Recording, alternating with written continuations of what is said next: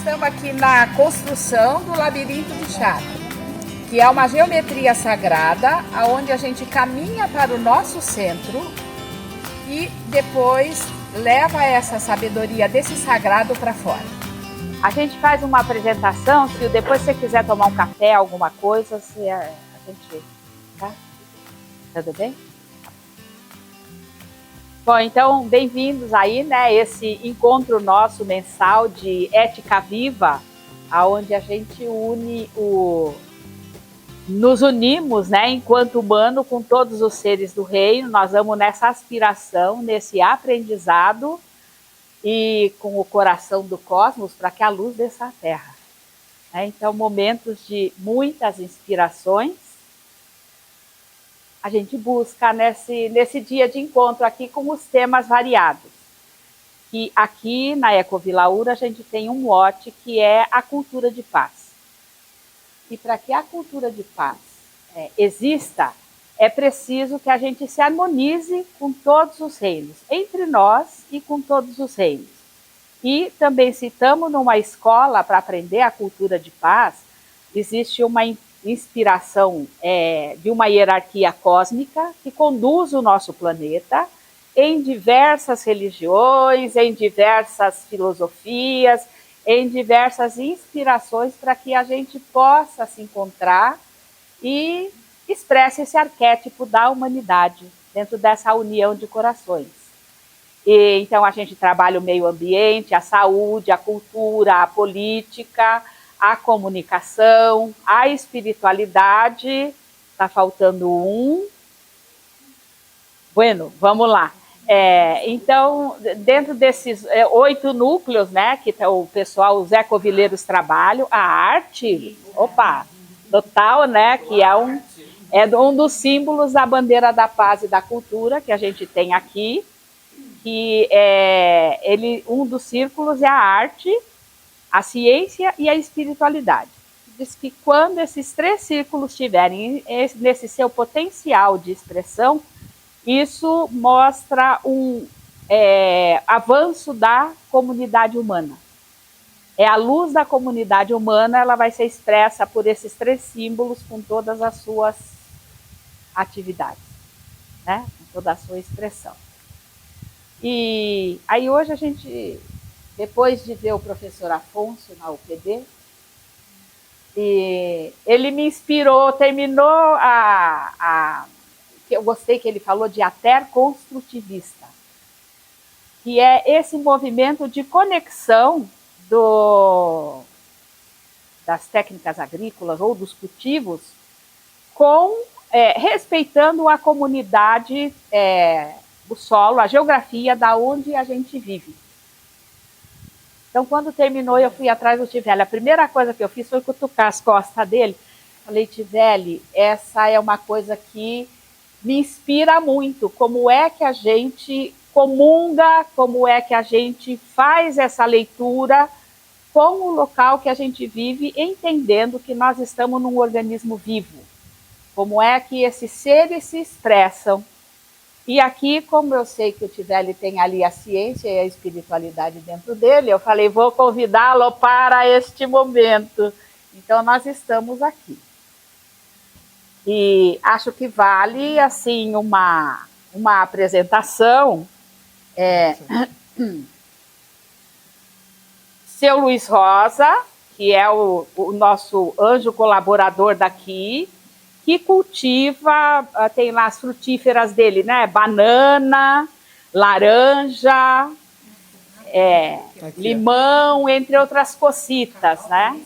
O cacau, não, o cacau quem trouxe foi a Neuci, que é Fala o nome do teu espaço, Neuci.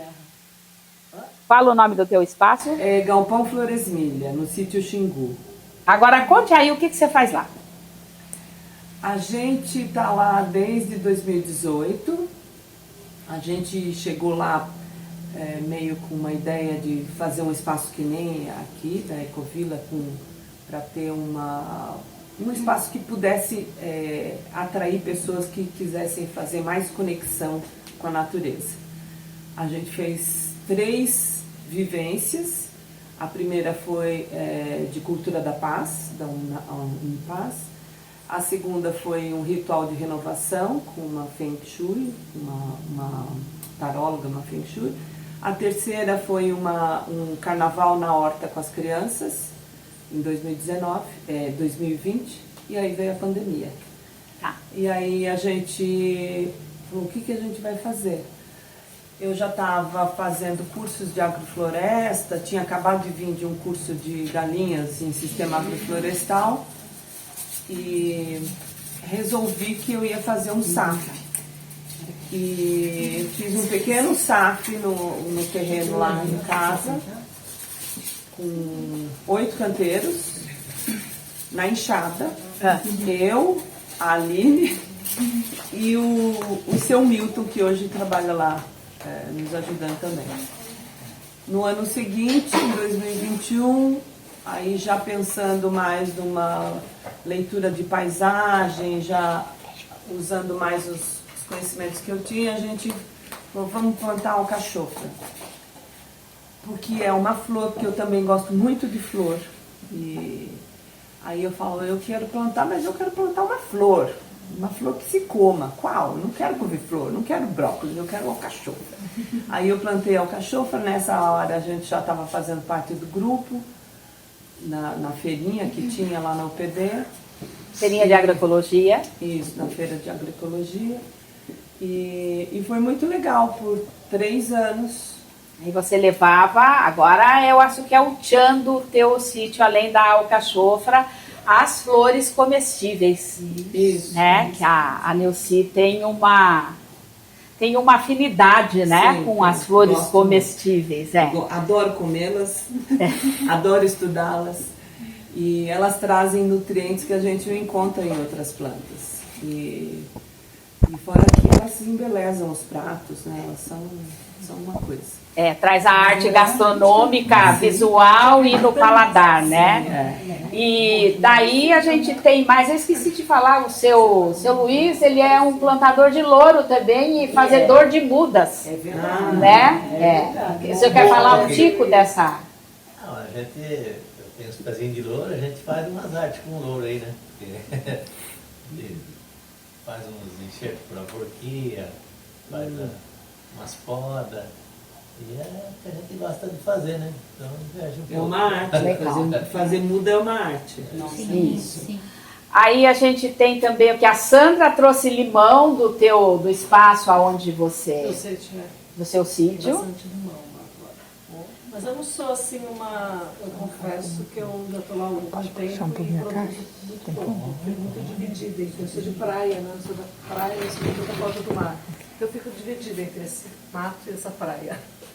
Tá. Então, e aí você sabe que a gente morando em sítio, a gente tem que estar presente, né?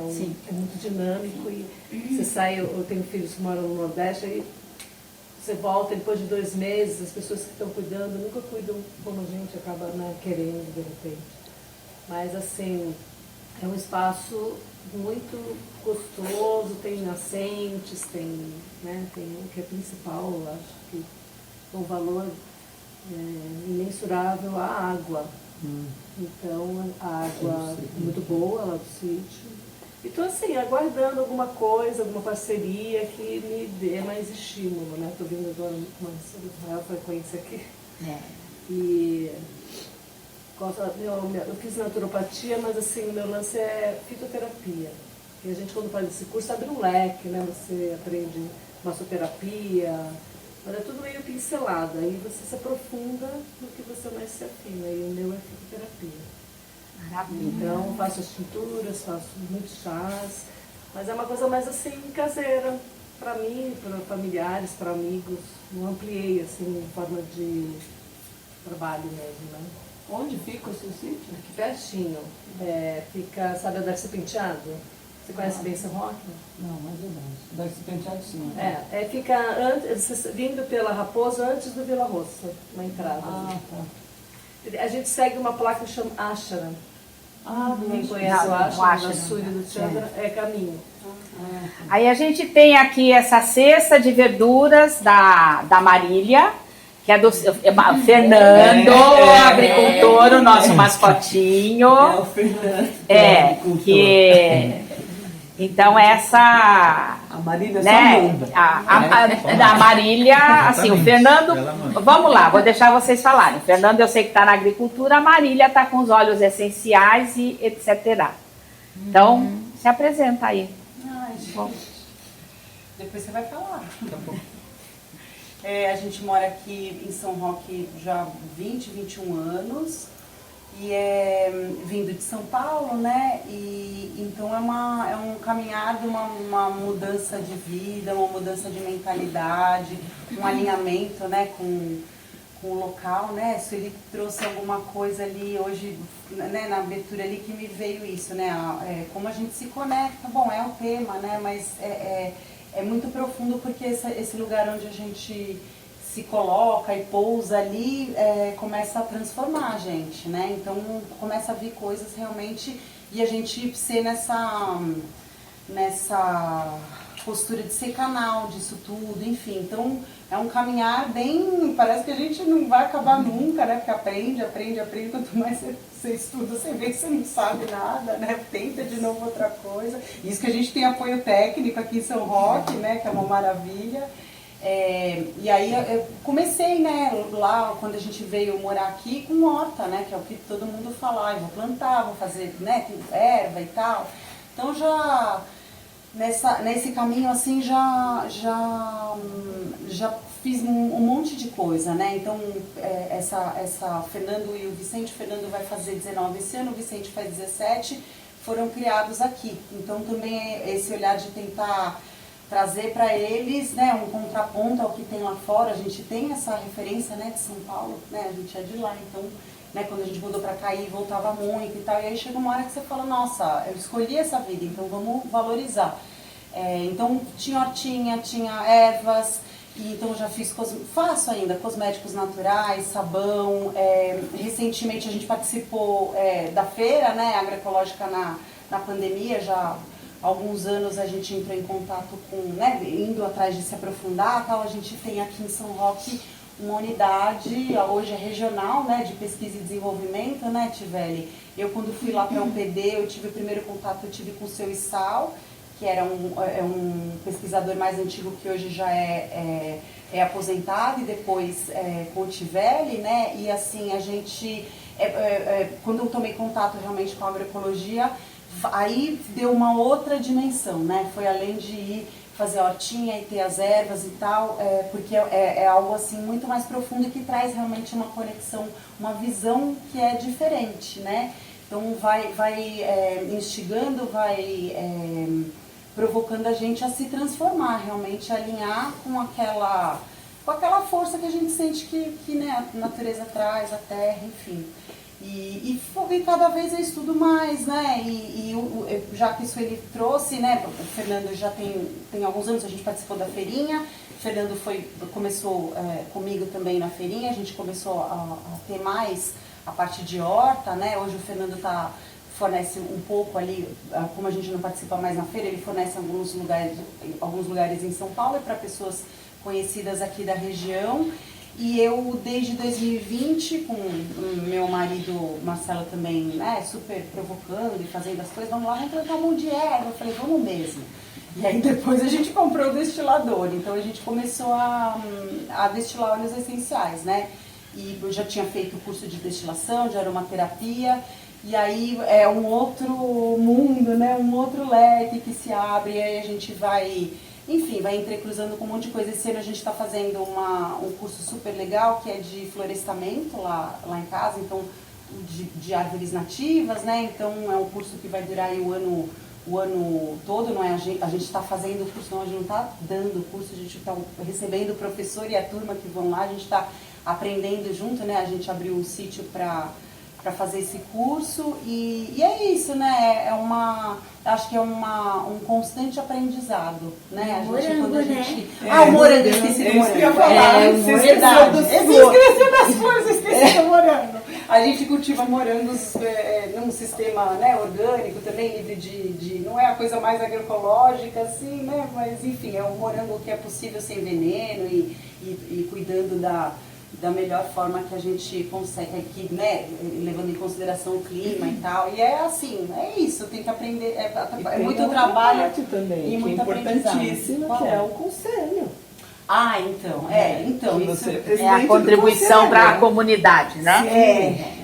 a gente tenta contribuir com alguns, né, eu acho que esse é um grande desafio, eu acho que atualmente, né, eu coloco para mim, mas eu acho que a gente como sociedade, como humanidade, é sair desse foco do nosso umbigo e ir pro coletivo, né, e puxa vida, como a gente precisa disso, então a gente, além de fazer essa contribuição, né, desse trabalho voluntário lá no conselho, muito mais como aprendiz do que como qualquer coisa, porque realmente é um desafio constante também. Tiveli tá firme nessa com a gente, Sueli também, estamos sempre juntos, agradeço, nossa, Clarice, tantas contribuições, Neuci também, a gente agradece tanto todo mundo que a gente se coloca junto nessa missão, porque um vai dando força pro outro, porque tem hora que a gente tem vontade de sair correndo, né? Verdade. Mas aí segura, fala, isso ele vai, eu também vou, então vamos lá, né? Aí vai. Os desafios, né, da comunidade no dia a dia. E a comunidade, eu ia só falar da comunidade da Vila Melgá, que é uma outra,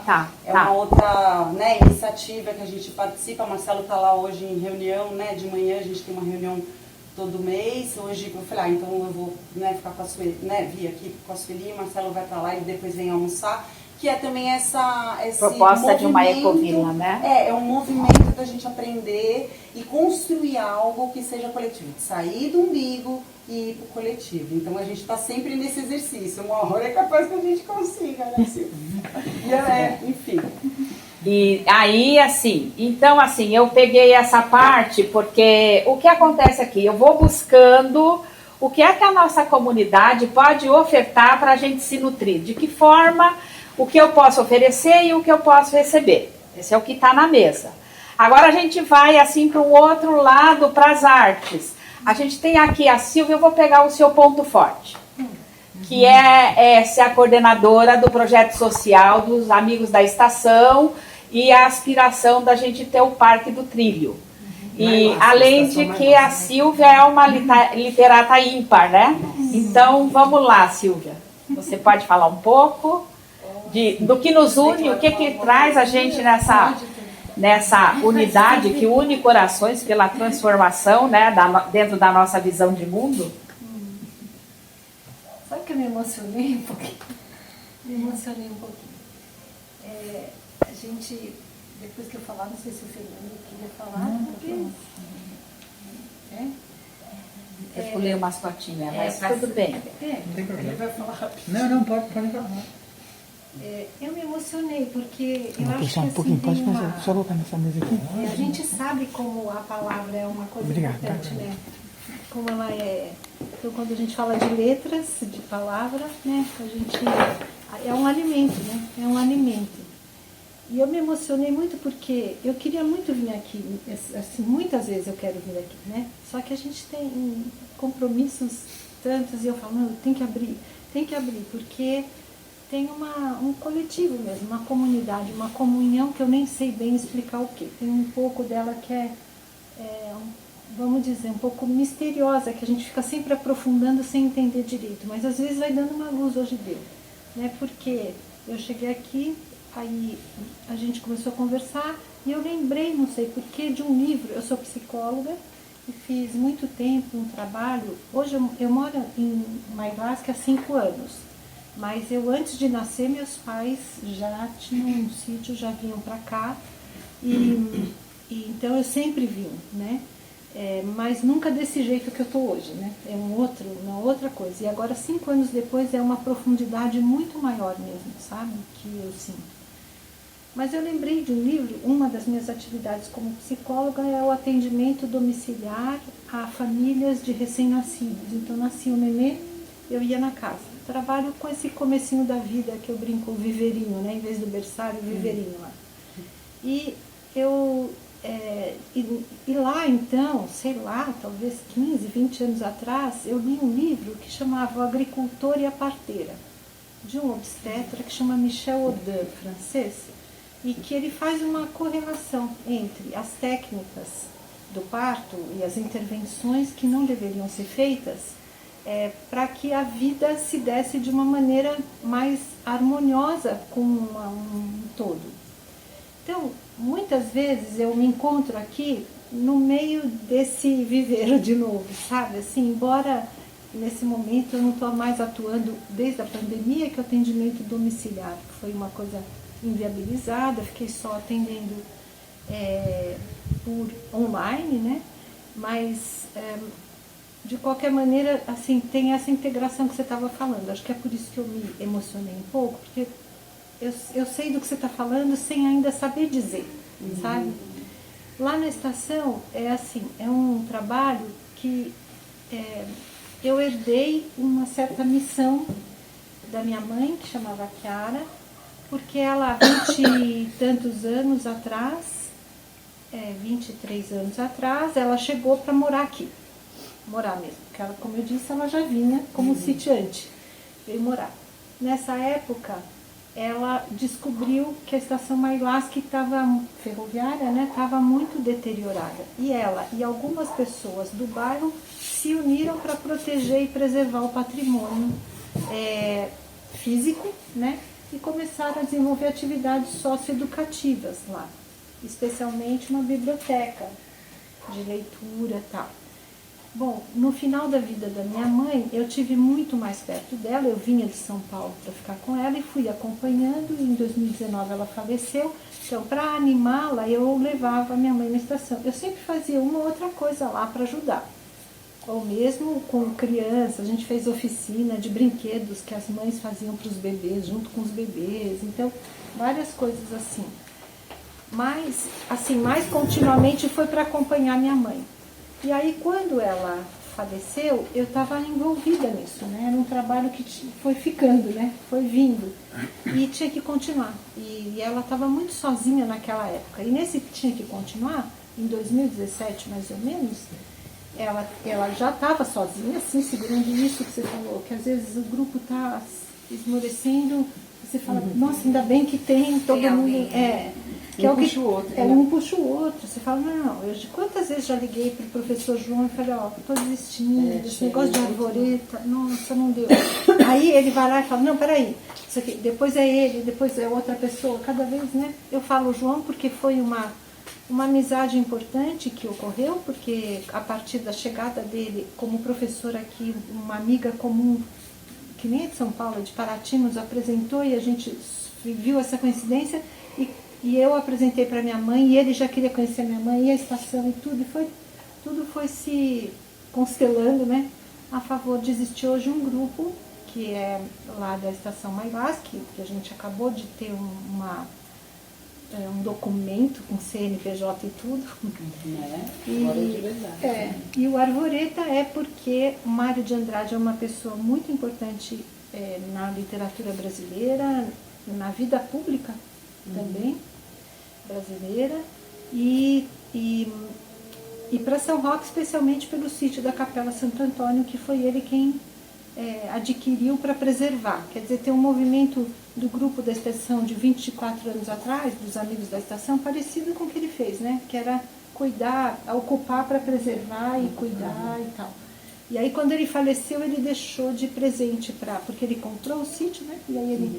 E aí, nos trabalhos em Mailasc, eu descobri que ninguém de Mailasc conhecia o Mário, nem tinha ouvido falar.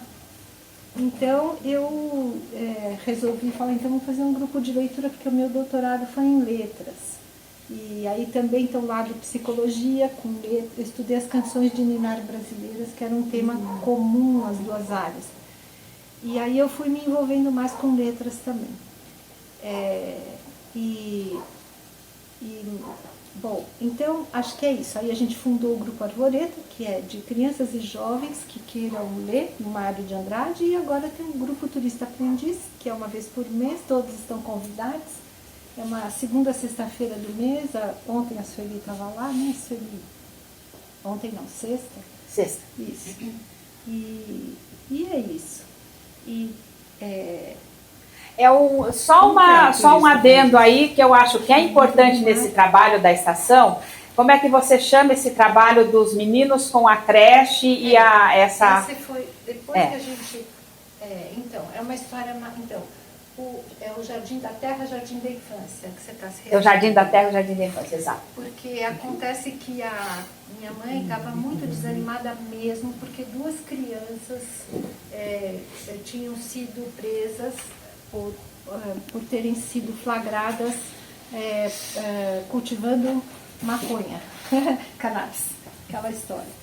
E aí ela estava muito triste naquele dia que eu cheguei na casa dela, porque ela falava, não, eles estavam lá no grupo de leitura da biblioteca, a avó deles, eu quero ver a avó deles, que cuidou deles e tal.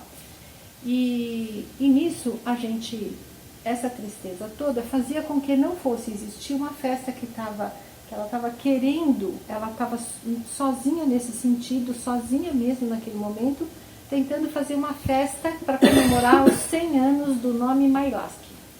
E aí aquilo deu um desânimo tão grande que quando eu cheguei ela falou, não vai ter festa, porque não tem motivo para ter festa, porque são crianças que não podia ter acontecido isso, porque mil histórias. Mas eu falei, não, tá, tudo bem. Nessa hora que coincidentemente a gente fez esse encontro do João com ela e eu e essa amiga que vinha de Paraty, e a gente então fez começou o que podia ser. Ela falou, ela disse, só se forem 100 árvores, porque eu não quero comemorar com o ser humano. Ela estava realmente 100 árvores. Pedras, né? Pássaros. Isso. Qualquer coisa melhor. Minhoca, fungo, bactéria. Aí ela falou isso, e aí o João falou, então vamos plantar 100 mudas. E aí começou uma coisa que não parou mais. Porque isso deu, assim, naquele momento a Márcia Nunes era diretora do Tibério, que então todas essas coisas que vão confluindo, né? E que é uma pessoa que, assim, super ajudou, assim, toda a Escola Tibério participou da plantação, e nisso, quando terminou, e aí em vez de ser só 100 mudas, foi 100 tudos, porque a gente ia falar, então a gente vai ter um bolo de 100 metros? Não, vai ser 10 vezes 10, as crianças entendem, e falavam assim, e vamos soltar 100 fogos de artifício? Não, soltar 100 pipas, para não soltar fogo de artifício. E aí começou uma coisa, de tudo era 100, e as ideias iam vindo e tal. Nem tudo foi 100, mas a gente fez um movimento grande que ficou muito forte para todos nós que participamos. Isso era 2016, e aí a Márcia perguntou como é que a gente continua. Ela era diretora da escola. E aí eu falei, olha, eu tenho uma vontade muito grande de pôr jovens cuidando das crianças no berçário. Isso é fantástico. Pegar os jovens que estão no ensino médio e no final do ensino fundamental, e eles ficam responsáveis por uma criança. E aí eu supervisiono isso. Aí o João se animou e falou, bom, mas então tem que também, eles podiam se responsabilizar pela vida das plantas. Eu falei, então é jardim mesmo, não é jardim da infância. É jardim mesmo, de verdade. Daí acabou que a gente fez um projeto, Jardineiros da Terra e Jardineiros da Infância, que eu cuidava dessa parte de puericultura e o João de permacultura, orientando os jovens a cuidar de bebê e a plantar jardim. Daí nasceu, o final desse projeto foi uma ciranda no Tibério, que a gente fez uma espiral de ervas, e o final, uma outra espiral, uma caminhada com pais, educadores infantis, crianças e todos, comunidade convidada também, e a gente terminou na estação com uma espiral de flor, e uma ciranda em torno da espiral de flor.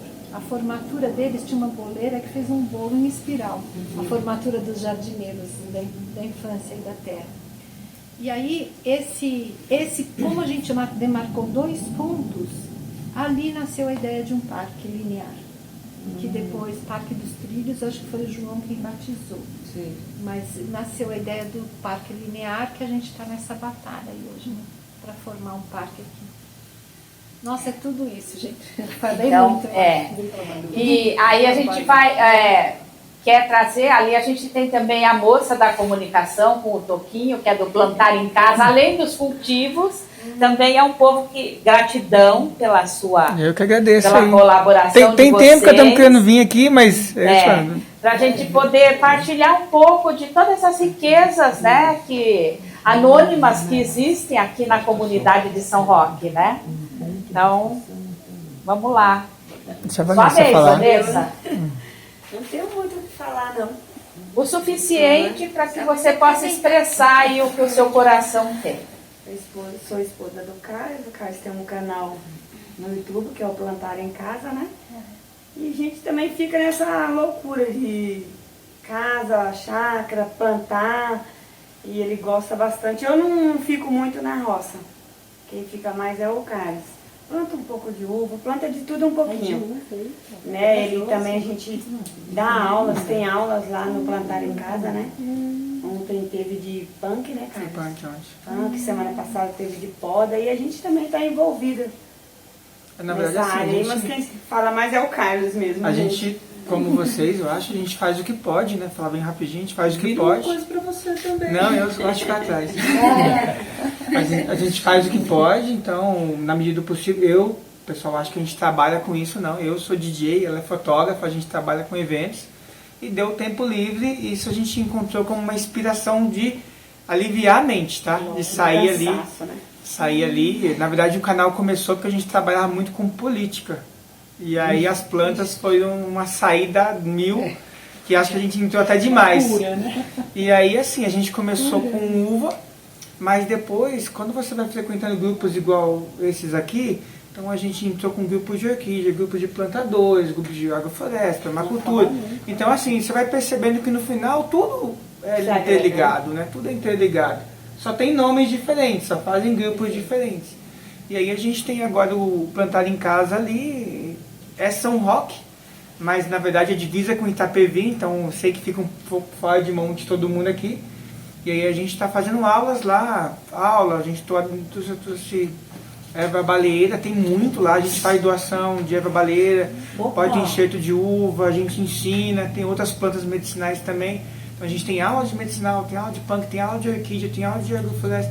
Então a gente faz o que pode, tudo voluntário. Querido destilar erva baleeira, porque tem um pouco ainda em A casa. gente tem muita área, Vamos destilar. é só passar lá e pegar. Nada, aí depois você vai lá com a gente destilar, porque super Sim, não, a gente, então, parte de medicinal, Em casa deu muito também. Então, parte de medicinal a gente tem vários parceiros que a gente acompanha. Então, por exemplo, tem a Sandra que faz medicinal, tem o Sítio das Melaleucas, tem a Unicamp que a gente tem parceiro. Então, aí que eu falei, são mundos que a gente vai entrando. Então, medicinal, aí vai no punk, mas eu gosto mesmo é de fruticultura, aí já é mais do lado do Tivério aqui mesmo aqui.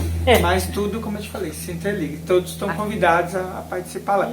E abelha sem ferrão, sábado tem aula de abelha sem ferrão também, lá. E aí a gente tem aqui, deixa eu ver, vamos lá, a gente está nas artes aqui, na comunicação, vamos para a Tânia. A Tânia tem aí um outro viés da arte, que é o teatro. Importantíssimo, né? Essa expressão do tecer. Então conte aí um pouco do seu teatro. Eu vim para São Roque há um pouco mais de 3 décadas. Eu já, desde pequenininha, mexo com têxtil. Até que teve um dia que... Falei, não tem mais pano, né? Frequentando a exposição. Falei, não existe mais pano. Eu viajava com meu pai, não tem mais pano. E eu lembrei que uma tia tecia, ela ainda tinha teatro, e ela me deu teatro, eu comecei a tecer. E esses 30 anos, fazendo feira de artesanato em São Paulo, o meu financeiro de vida foi a tecelagem. E com aulas também. Mas o que eu reparei, o que sempre gostei eu reparei que tudo é tecido. Nós estamos fazendo agora uma tecelagem aqui. Né? E você usou esse termo, né? Que vai Caio, né? E você vai se entrelaçando as conversas e as amizades e os sentimentos e a vegetação. Tudo é um tecido, né? Mais do que o próprio cosmo, né? Tudo é um tecido. Então, assim, eu mexo com tecidos. E aí a gente tem mais aqui dois, aí a gente tem a Clarice conosco, e a Clarice, a gente fez uma discussão, eu vou pegar um foco seu, não vou pegar a sua advocacia aí, mas a grande contribuição da Clarice aqui conosco que em conversa com ela, a gente descobriu que ela é uma estudiosa dos Vedas e da Ayurveda. Então a gente está trazendo como é que se dialoga tudo que nós estamos conversando aqui com a tradição dos Vedas. E aí, Clarice, diga um pouco aí como é que é essa construção nossa. Ou a sua conexão com os Vedas. Então, foi até interessante vocês falando. Marília, então, falando, eu fiquei cansada, Marília. É tanta coisa que você faz, meu Deus. Eu não sou uma pessoa que executa nada. Então, desde pequena... Não. Você que pensa. Desde pequena eu sempre questionava, né? A minha mãe falava, quando você tiver sua casa, você manda na sua casa. Eu não pensava na casa, eu pensava na floresta. Eu, quando tiver minha casa, vai ser ali. Aí a gente viajava pequenininha, minha mãe falava com 5, 6 anos, quem mora ali? Eu punha a floresta.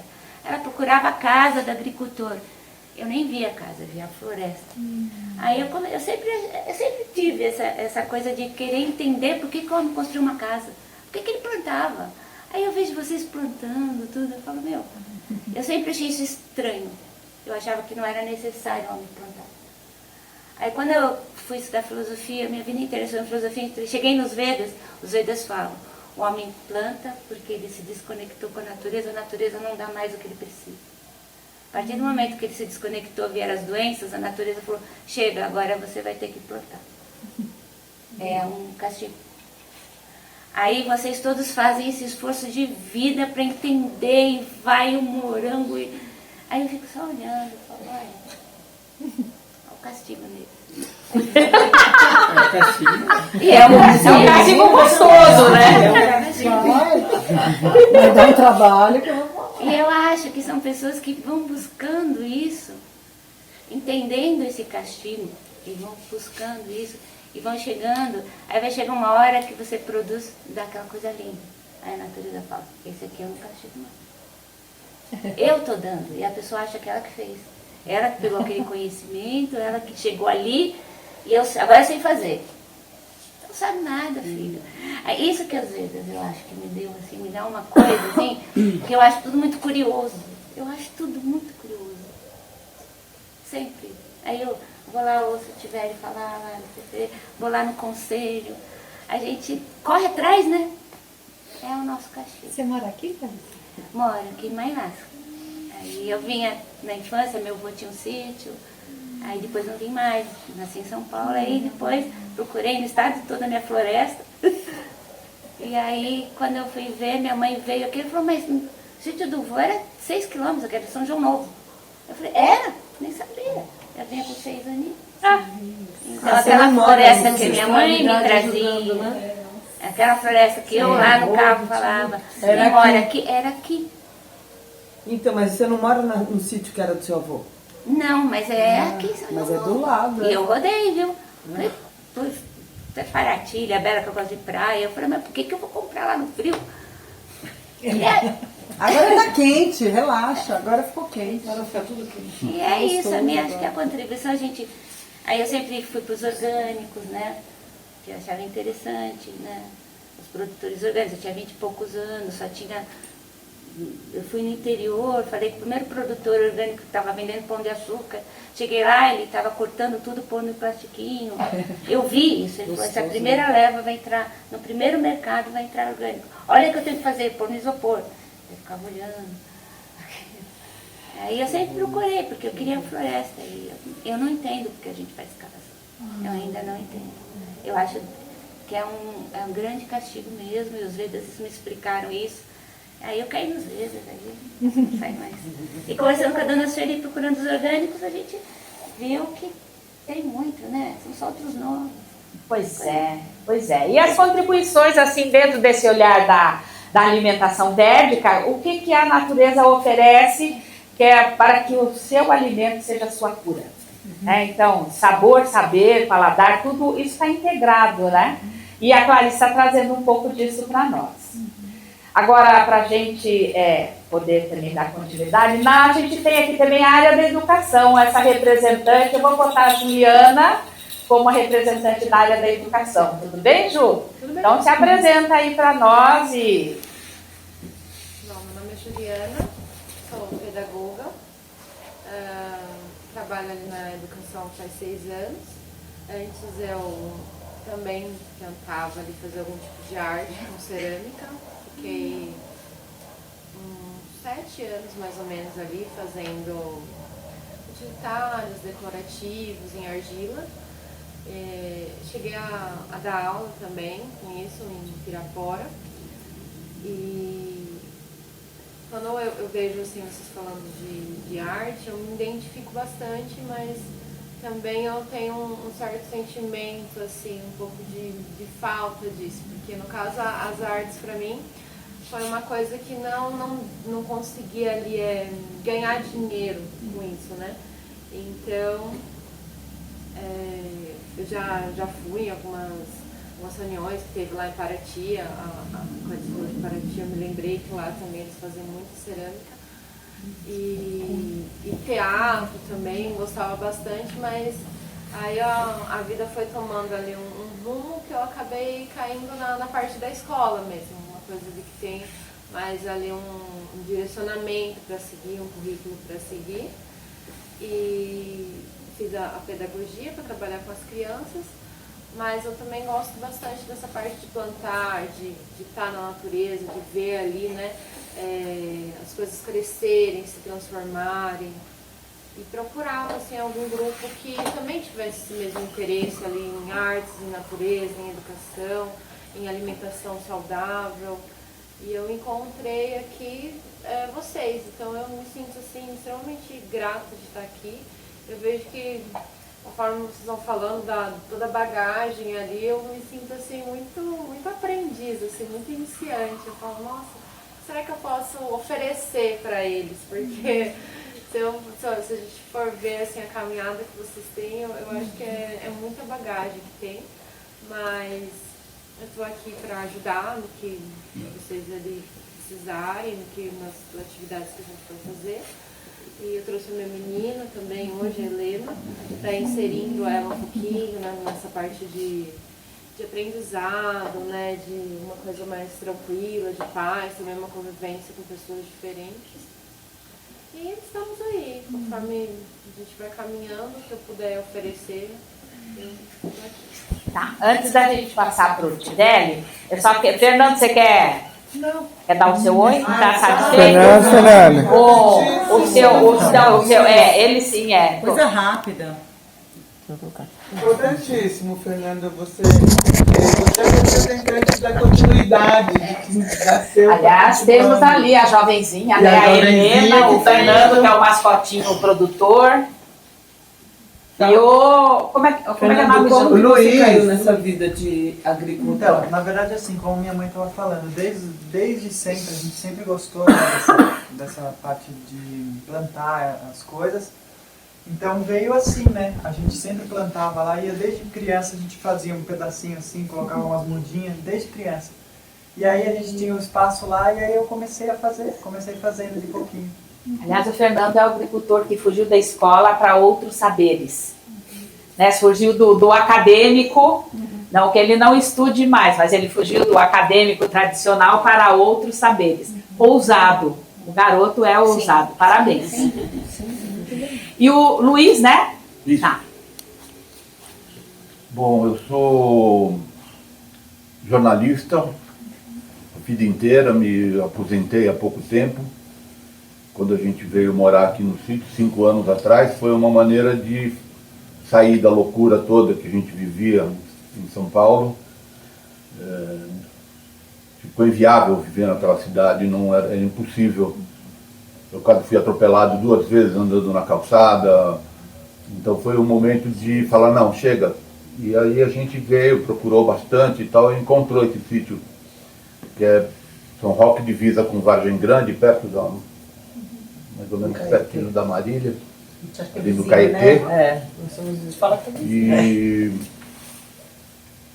E na verdade eu tenho procurado aprender. A minha vida inteira eu fiz uma determinada coisa, agora o universo está abrindo para uma série de outras coisas que eu tenho procurado observar e absorver, né? Eu tenho aprendido muito com as atividades novas da Neuci, que também veio mais ou menos da mesma área que eu, e ela é muito mais envolvida com a permacultura, com agroecologia e aromaterapia. Ela não para de estudar, então eu acabo aprendendo por tabela. Acabo aprendendo por tabela. Mas é isso, né? Eu acho que aqui acho que é no planeta mesmo, né? A gente somos os turistas aprendizes, Silvia. Eternos aprendizes. E aí nessa pegada, então, assim, o convite foi para o Tivelli que a gente trouxesse todo esse potencial que tem no nosso coração de sensibilização. A gente trabalha muito esse aspecto humano, busca também essa coisa com a natureza, mas como a gente se aprofundar. Como é que é essa coisa a vida da terra, a vida das plantas, toda a geografia, que é essa ação humana com o aspecto, né, mais sólido que a gente vive aqui. E é uma comunhão de ciência com espiritualidade. É tudo contigo agora, meu bem. Obrigado, Sueli. Mas antes de entrar propriamente no tema, eu gostaria de me apresentar também. Com certeza. Né? E lembra do Sebastião. Então aí a história fica mais longe lembrando do Sebastião, mas podemos começar por lá. Né? Estava começando hoje aqui com a Tânia, né? E ela me chamando de Sebastião. E aí eu virei para ela e falei, olha, eu não me reconheço como Sebastião. Meu nome é Sebastião Wilson Tivelli, mas eu não me conheço como Sebastião, porque na minha família eu nunca fui Sebastião. Né? Tanto é que eu fui descobrir que meu primeiro nome era Sebastião no primeiro dia de aula. Quando a professora fez a chamada, né, não chamou meu nome, e no final ela perguntou, esqueci de alguém, tá alguém faltando? E como que você chama? Wilson Tivelli. Sebastião Wilson Tivelli? Pode ser? Acho que não, acho que Sebastião. E aí, a hora que eu cheguei em casa, eu perguntei para minha mãe e ela então confirmou que eu era Sebastião, e naquela oportunidade, ao longo da vida, contou algumas vezes do porquê do Sebastião, que foi uma promessa da minha avó paterna. O primeiro filho do meu pai seria se chamar Sebastião ou Sebastiana, né? E por isso ela colocou, teve que colocar Sebastião. E na família... Nunca te chamou de Sebastião. Muito pelo contrário, às vezes estava naquela época começando a ter telefone nas casas, né? Quando ligavam da escola, alguém procurando Sebastião, ela não tem ninguém aqui com esse nome. Que ótimo! Isso aconteceu algumas vezes, né? Porque na família quem é Sebastião é o irmão dela. Então com isso eu nunca fui Sebastião e às vezes não me reconheço como Sebastião. Mas dentro dessa linha, talvez para me apresentar, unindo a fala da Clarice, unindo aí um pouco que o Fernando colocou, a minha mãe de novo aparece nessa história, porque naquela fase de 16, 17 anos, eu, antes do que isso, defini o que eu gostaria de fazer na minha vida, né, de uma forma indireta, separando aquilo que eu não gostaria de fazer. Né? Porque na família sempre tem aquela, olha, vai fazer isso, e aquele outro, não sei o que, não, e ou quando eu optei por engenharia agronômica, aí com 16, 17 anos, fui falar para ela, né, numa das conversas do que se quer ser, não, eu vou fazer engenharia agronômica. E ela não sabia o que era, então expliquei para ela o que era a engenharia agronômica, e eu me recordo até hoje, né, pegando o gancho do castigo, né, da fala dela para mim. Né? Olha, a nossa família lutou tanto para sair do sítio, né, e você quer voltar para trás? Né? felizmente nessa fase da vida a gente tem a fase de rebeldia, né? E eu, não, é isso que eu vou fazer, e graças a Deus essa rebeldia me mostrou um caminho do qual não me arrependo 1 milímetro, né, do que eu fiz e da forma que eu fiz. Então fui fazer agronomia e ela teve a segunda decepção, porque eu sou natural de Campinas, nós morávamos do lado da PUC, em Campinas, e ela me perguntou se tinha então esse curso de engenharia agronômica na PUC. Não tem na PUC. Então, por certo, deve ter na Unicamp. Não tem na Unicamp. Mas aonde você vai fazer então? Vou prestar em Piracicaba. Né? Então foi a segunda decepção dela comigo, porque com 17 anos eu saí de casa e tecnicamente não voltei mais. Né? Era mais longe ainda. E lá você não volta mesmo, né? E apesar de tão próximo Campinas a Piracicaba, eu ficava lá 3 meses sem voltar para casa. Né? Então ela realmente achava horrível isso daí. Mas caindo agora já no mundo um pouco real, em Piracicaba eu me formei como um engenheiro agrônomo para agronegócio.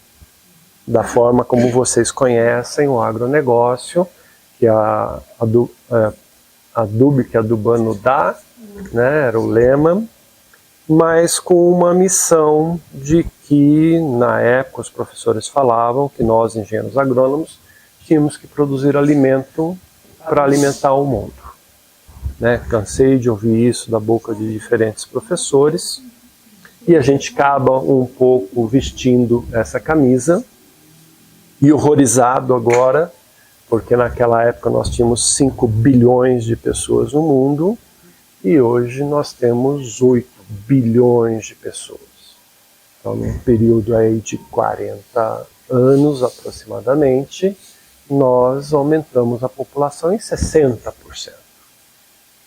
Né? E isso tem toda essa correlação do que a gente está discutindo aqui com as matas, o que acontece com as árvores, né? A necessidade de derrubar para fazer casas, né, e às vezes aproveitando as melhores terras, né. Mas a minha apresentação ela não termina aqui, porque como engenheiro agrônomo recém-formado, fui trabalhar numa cooperativa na Raposo Tavares, aqui no quilômetro 256, em Paranapanema, cooperativa Olambra, e como engenheiro agrônomo, alçado às técnicas das ciências agrárias, da agronomia, eu comecei a encontrar algumas perguntas para as quais eu não tinha resposta. Né? Então, por que numa análise de solo, né, a gente encontra uma série de elementos químicos ali com teores elevados e mesmo assim a recomendação de adubação solicita que a gente acrescente mais elementos, como por exemplo um fósforo, como por exemplo um potássio, né? Então isso não me... eu não entendia na época, né? E ficava desconfortável com isso, até que um produtor, ele estava abrindo uma nova propriedade, e aí eu vou passando a minha apresentação para o que a gente já veio falar aqui, né? Ele começou a abrir uma nova propriedade no Vale do Ribeira, né? Então ele desmatou uma grande área, né, para plantar flores e trouxe análise de solo para que eu olhasse e interpretasse. Eu hoje brinco falando que para mim aquela análise de solo era como se fosse uma amostra de solo da Lua. Né? Não conheço uma amostra de solo da Lua, mas fiz essa correlação porque não vejo nada plantado na Lua. Né? E aquela análise de solo não tinha nada de nutriente a não ser alumínio, que do ponto de vista agronômico é tóxico. Então, usando as técnicas agronômicas, a gente precisaria colocar lá, de início, assim, algo em torno de 10 toneladas de calcário, e isso, para que vocês entendam, a gente não pode colocar mais do que 2,5 toneladas por hectare ano, né? E lá eu precisava de 10. Então vocês veem que eu tinha que ter um tempo para mudar isso. Mas a inquietação vem, porque isso não é diferente das terras que a gente tem aqui, tá? Como é que a natureza faz para manter todas essas árvores bonitas quando a gente desce para o litoral, por onde você quiser aí? É esse o tipo de solo que está lá. Como é que a natureza mantém isso daí?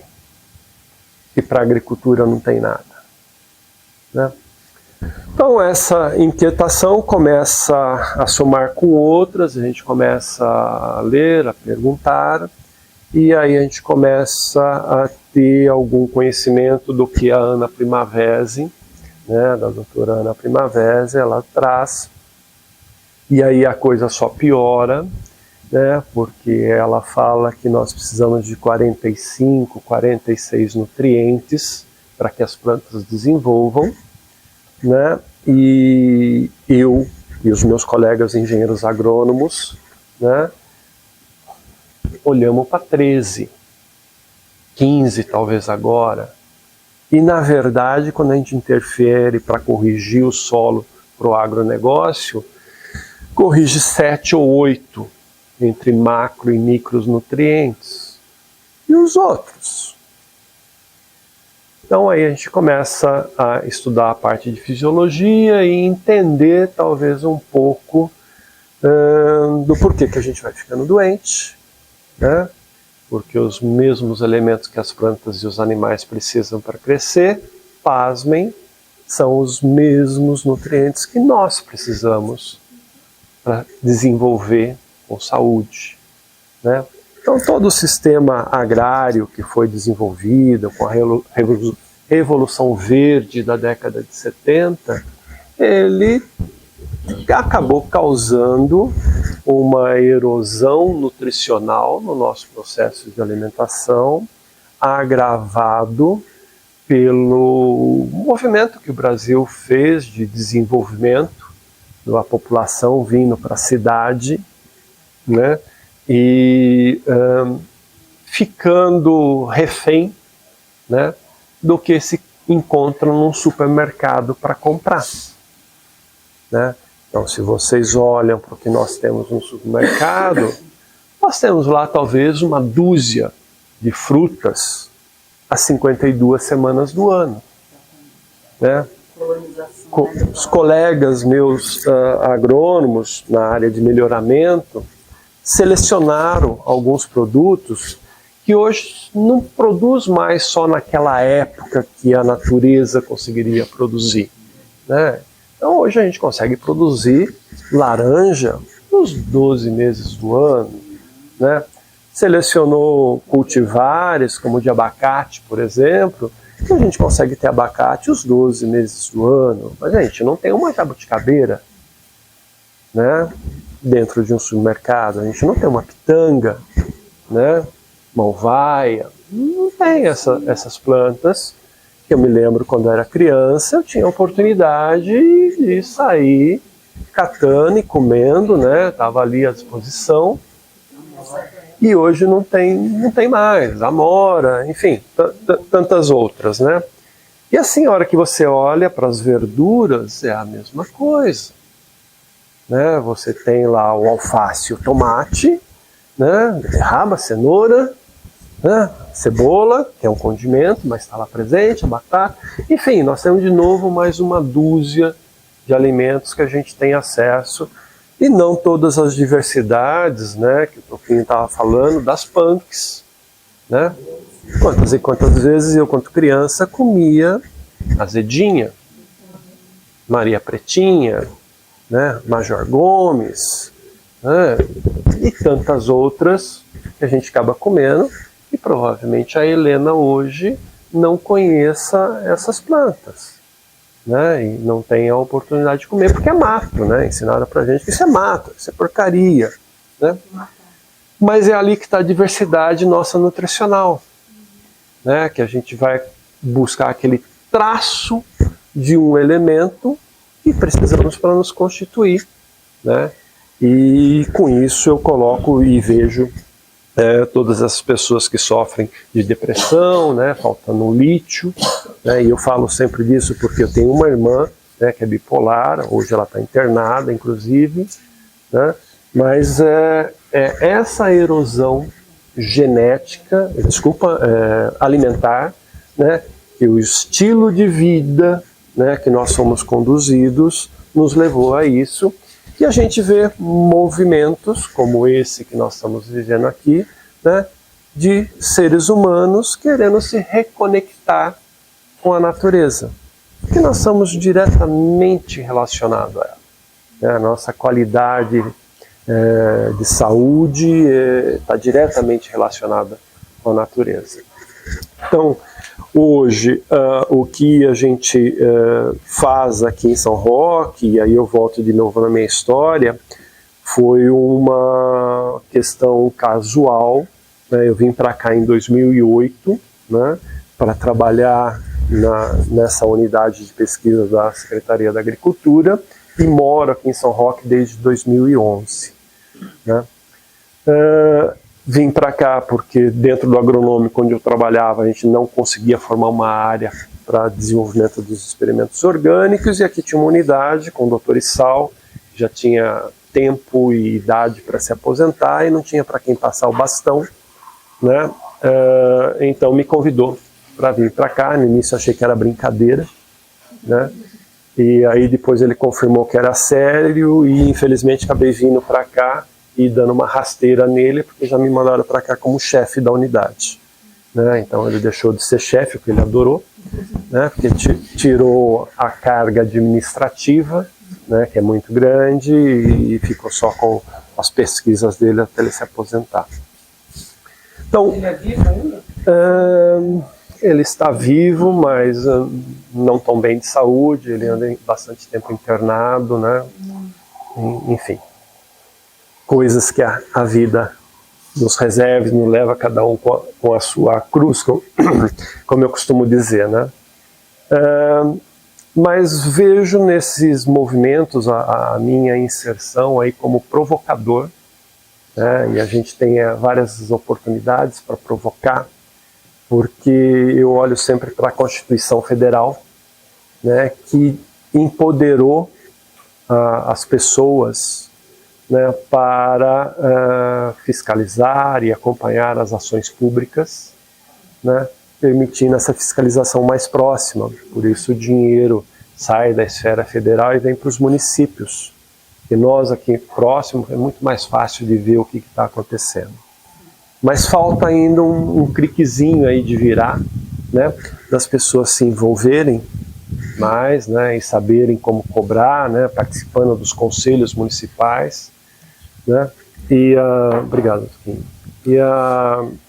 E aí a gente entra realmente no tema que está aqui, né, a Sueli comentou falar que a mola propulsora da proposta dessa nossa conversa hoje foi um evento que nós tivemos lá na unidade com o colega de Jundiaí, o Dr. Afonso Peixe, né, especialista em solo, em recuperação de solos, né, e veio nos trazer o olhar dele, as provocações dele, de como que a gente recupera uma área, né, num momento bastante sensível para todos nós, que nós estamos acompanhando. Acredito que a maior parte de nós a uma certa distância do que está acontecendo no Rio Grande do Sul, né? Mas que já aconteceu aqui em São Sebastião, né? O ano passado, Rio de Janeiro retrasado. Então nós estamos uma questão de tempo para que seja aqui, né? E dentro dessa provocação, né, que ele nos traz, ele traz o olhar técnico de como a gente olha, e talvez, viu, Sueli, para mim, uma das coisas, toda fala, toda apresentação, sempre tem aquele negócio que você pega e fala, opa, não tinha tido esse olhar. E um olhar que eu tive, e acho que cabe para nós aqui, é que não dá para falar da área aqui do espaço da Vilaur, né, sem olhar o todo. Né? E ele foi bastante feliz ao colocar isso de uma forma técnica, dizendo que a gente tem que olhar a microbacia. Né? A microbacia é a área onde as águas, né, vão se reunindo numa microbacia primária, depois uma microbacia secundária. E hoje eu vim mais cedo, Sueli, justamente para observar melhor as suas microbacias aqui, porque quanto rica é essa região de Mailasca em água. Né? Olha esse espaço que nós temos, quanta água correndo por um lado, correndo por um outro que tem. Né? Então, esse olhar de olhar o entorno, eu também tomei o cuidado de olhar no Google Earth, no Google, né, o que nós temos aqui em volta. Ainda existe uma boa cobertura vegetal, né, que parece que a municipalidade está querendo se desfazer dela, né, mas existe muitas cicatrizes aqui em volta de área que provavelmente vem sendo mantidas desmatadas porque a legislação erroneamente exige que o proprietário da área mantenha dessa forma, porque se crescer uma árvore e depois tiver que cortar não pode.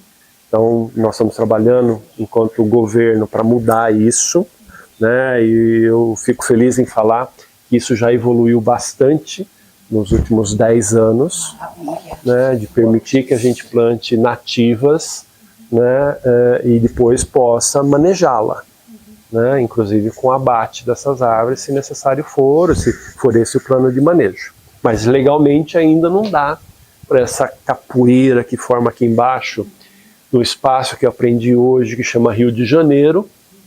Né? Chama Rio de Janeiro? É. Na antiga Suzano, segundo o seu Luiz, ele me ensinou que ela tinha nomes aqui, e essa quadra aqui embaixo é Rio de Janeiro. Né? Cinzano. Ah, desculpa, eu falei quem? Suzano. Cinzano. Né? Então, tem que roçar, e o pessoal não tem gente para roçar, então eles fazem o quê? Põe fogo. Aliás, o aroma do turno agora é esse, né? Nada.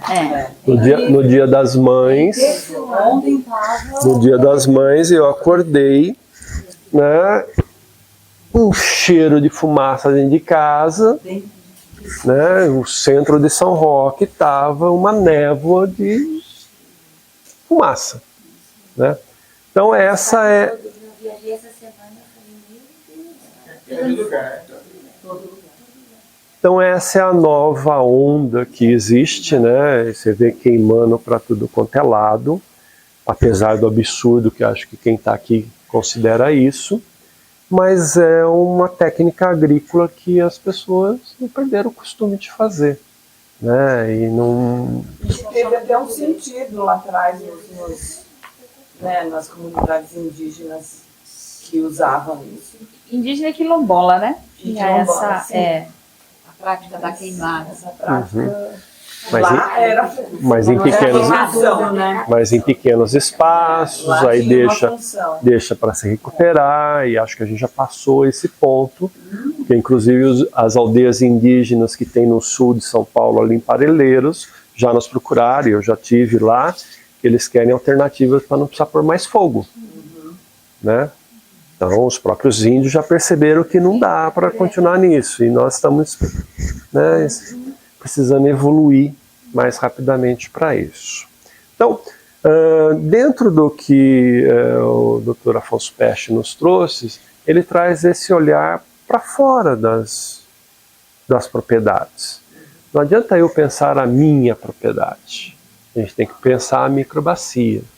Então, essa rede, né, que a gente está aqui formado, né, ela tem que passar a olhar para os vizinhos e ver como e o que eles estão fazendo em cada propriedade, em cada chácara que tem para cá, que o pessoal que vem de São Paulo, né, e me lembro do Paulo Pacheco, durante a pandemia, né, quem não conhece, é um agricultor que participou do protocolo de transição na feira agroecológica, que fica na divisa de São Roque com Araçariguama, horrorizado, né? O pessoal vinha de final de semana de São Paulo, da pandemia para ficar, juntando folha e pondo fogo, né?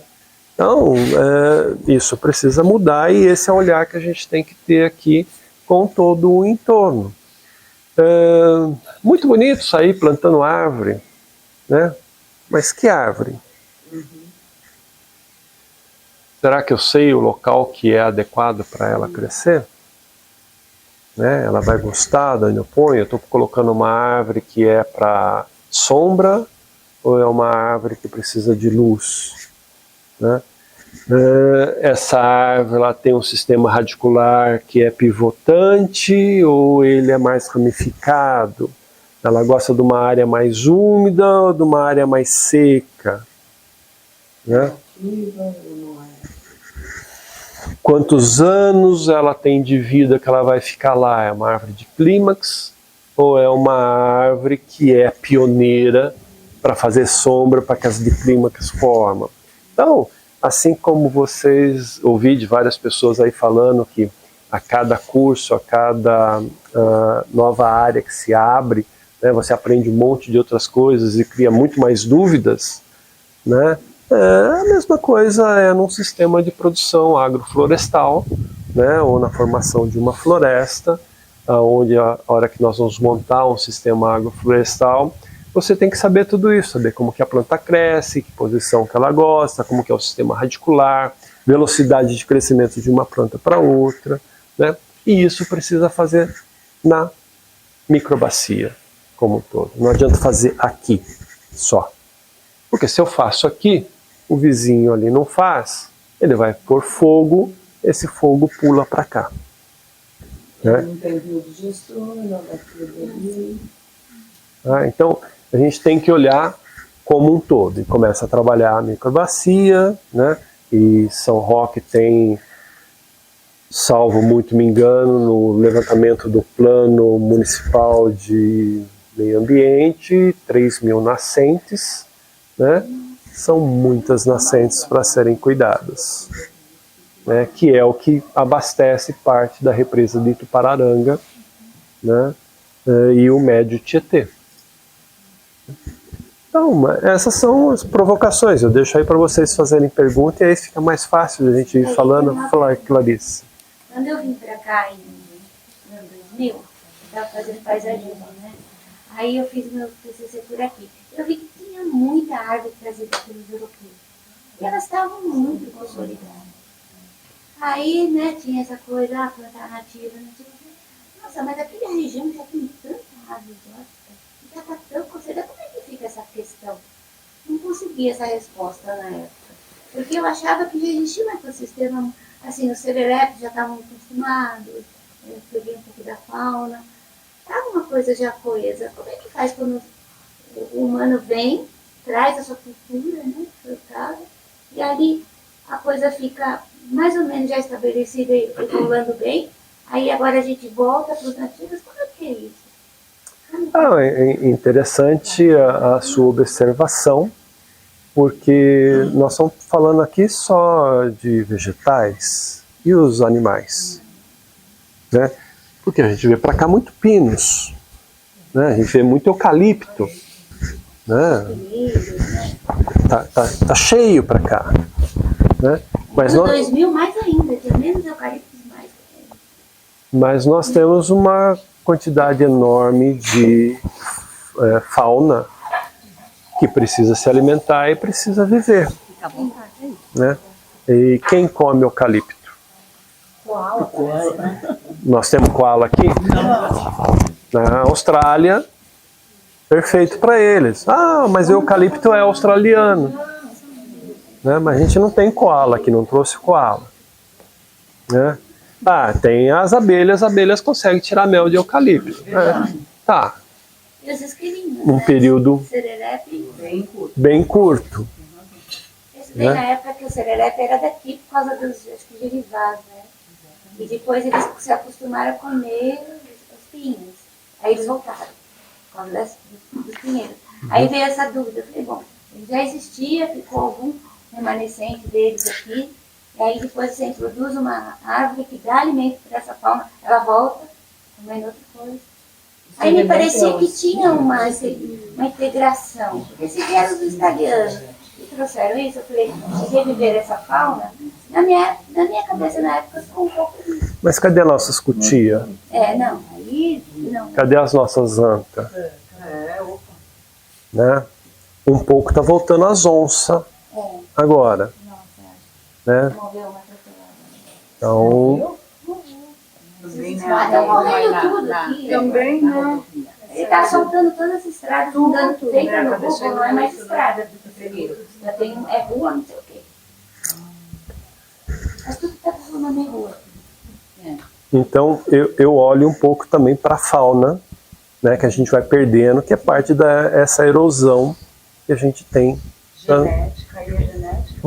Aí trazendo as nativas, a gente o solo vai recuperar aquela memória que ele tinha. Então, dentro dessa linha, eu vejo que as plantas, a natureza acaba recuperando o estrago que a gente faz. Né? Esse espaço que tem... Desculpa aí. Dá um parênteses que tem um espaço para entrar uma caixa de tomate. Esse espaço que nós temos aqui embaixo, dito da Cinzano, Rio de Janeiro. Se nós não mexermos nele, a natureza vai se encarregar de recuperar, desde que a gente não fique pondo fogo todos os anos. Mas quanto tempo a natureza demora para fazer isso? Alguém tem ideia? Agora 25 anos. 20 tá. Acho que uns 20 anos. 25 mil também. Dependendo das áreas, é de 10 a 50 anos. Começa, né? Para voltar a ser uma mata aí. Né? Para quem conhece a unidade, todas aquelas árvores que estão lá, em 1928, elas foram cortadas para plantar uva. Então a área do fundo, 1950, 1960, deixou de ser explorada com uva e a mata voltou a ocupar. A mata que nós estamos entrando na unidade à esquerda, essa fui eu que plantei em 2009, num processo de recuperação da área ambiental da unidade. Plantamos 16.600 espécies de mudas de árvores de 80 espécies diferentes da Mata Atlântica, fazendo o enriquecimento, né, dessa mata. Então, nós, enquanto seres humanos, nós não temos esse tempo da natureza para recuperar. Né? 50 anos, às vezes, é o nosso tempo de vida. Né? E de quantos não são, né? A natureza tem um ponto também, né, que fala da desertificação da Amazônia, por exemplo. Tem um ponto de inflexão onde ela não consegue se recuperar mais. Para mim, isso é o que está acontecendo no Rio Grande do Sul. Né? Ele já há quantos e quantos anos eu ouço falar das áreas que estão se desertificando lá no Rio Grande do Sul e ninguém toma cuidado nenhum.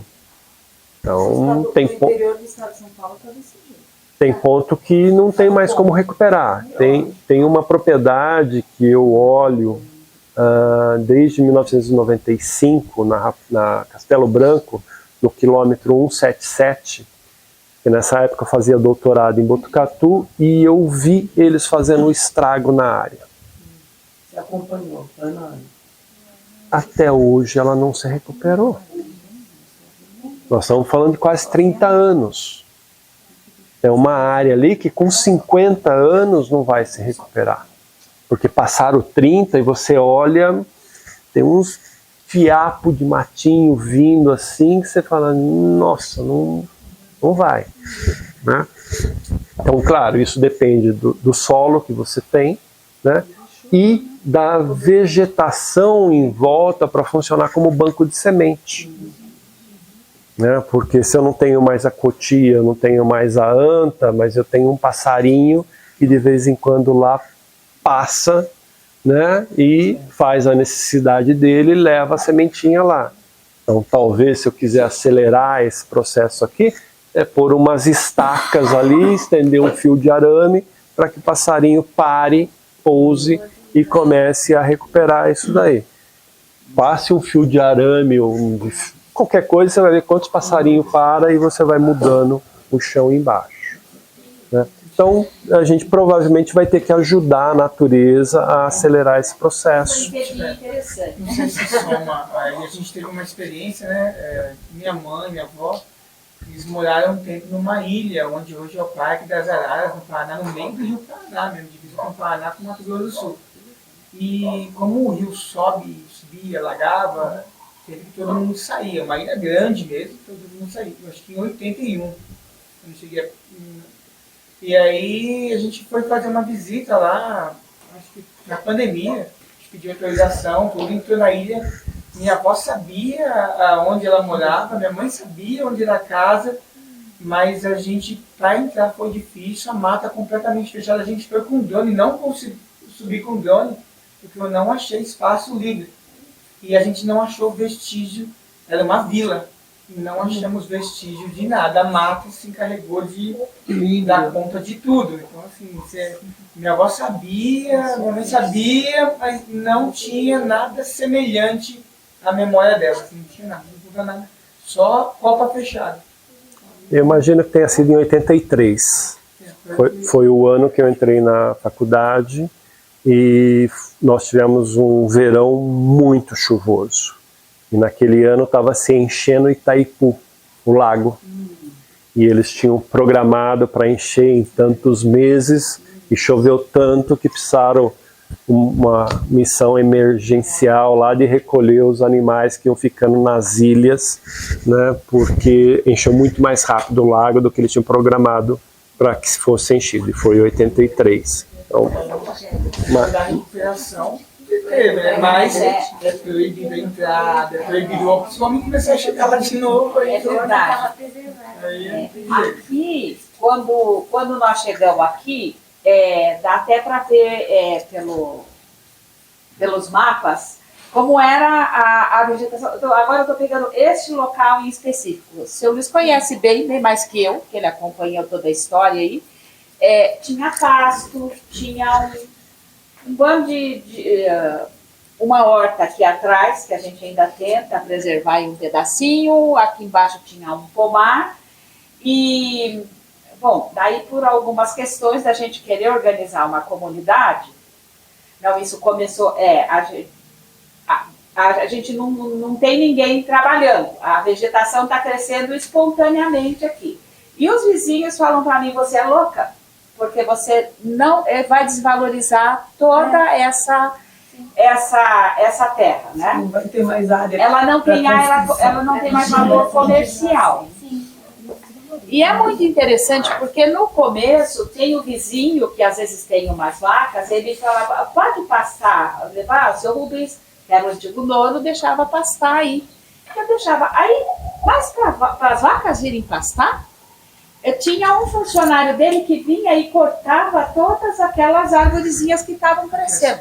Gente, aquilo, o pessoal me chama de ignorante, eu realmente sou, mas eu falei, não concordo com isso. E proibi, falei, não, ó, o nosso acordo acaba aqui, porque eu quero saber o que é que tem aqui. Gente, hoje, se a gente olhar aqui a área, espontaneamente o que vem crescendo, é muito interessante. Qual o tamanho aqui? Aqui tem 2 alqueires. E de quando nós estamos falando isso? 15 anos. 15 anos. Tá? É que tem um banco de semente que acelera esse processo. Principalmente essa região, né? Mas com certeza, você tendo uma vaca, um cavalo, as árvores não vão. Porque cavalo, principalmente, é o que ele vai comer. Né?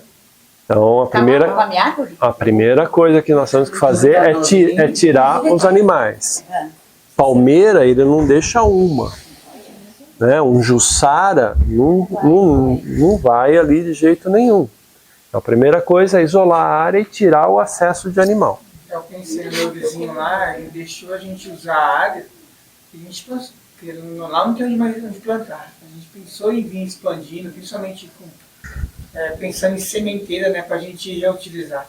Só que aí já um outro vizinho que dá esterco pra gente também, então virou um amarrado no outro, aí ele coloca o cavalo lá, aí não adianta, é trabalho perdido mesmo, não adianta aquele plantar lá que ele vai comer. Não. Mas tem o manejo agroflorestal lá no epicentro da Alva, elas começaram com umas vaquinhas, só que tem que ter o manejo, né? Sim. E aí entra a nossa limitação enquanto seres humanos, né? Porque a natureza, ela tem um aspecto caótico ao nosso olhar, né? Que as plantas vão se arranjando. E a nossa limitação tem que plantar em linha. Aqui só vou plantar essa espécie, aí deixo uma faixa sem, aí depois planto de novo. É a nossa limitação como ser humano. Né? Nós enxergamos dessa forma, fomos treinados para isso de forma cartesiana. É mais difícil, né? O manejo é mais difícil. É mais difícil. Então, eu estava falando com o Fernando agora de manhã sobre uma oficina de planejamento e escoamento agroflorestal, de produção agroflorestal que eu fiz na USP quinta-feira. E aí, comentando lá em casa com o Cábio e com o Márcio falou, pode ser que dê certo, mas lá no Fernando não dá certo. Eles tentaram fazer e ele voltou a fazer. E aí eu estava conversando com ele, perguntando, mas por quê? Ele falou, porque depende do que você quer. Eu vou vender, para mim é mais fácil fazer um canteiro só de brócolis, um canteiro só de alface, porque é mais fácil para plantar e mais fácil para colher. Então, depende, né, de como... Na verdade, nós temos que aprender muito, porque nós não temos a ciência conhecida de como combinar essas espécies. Né?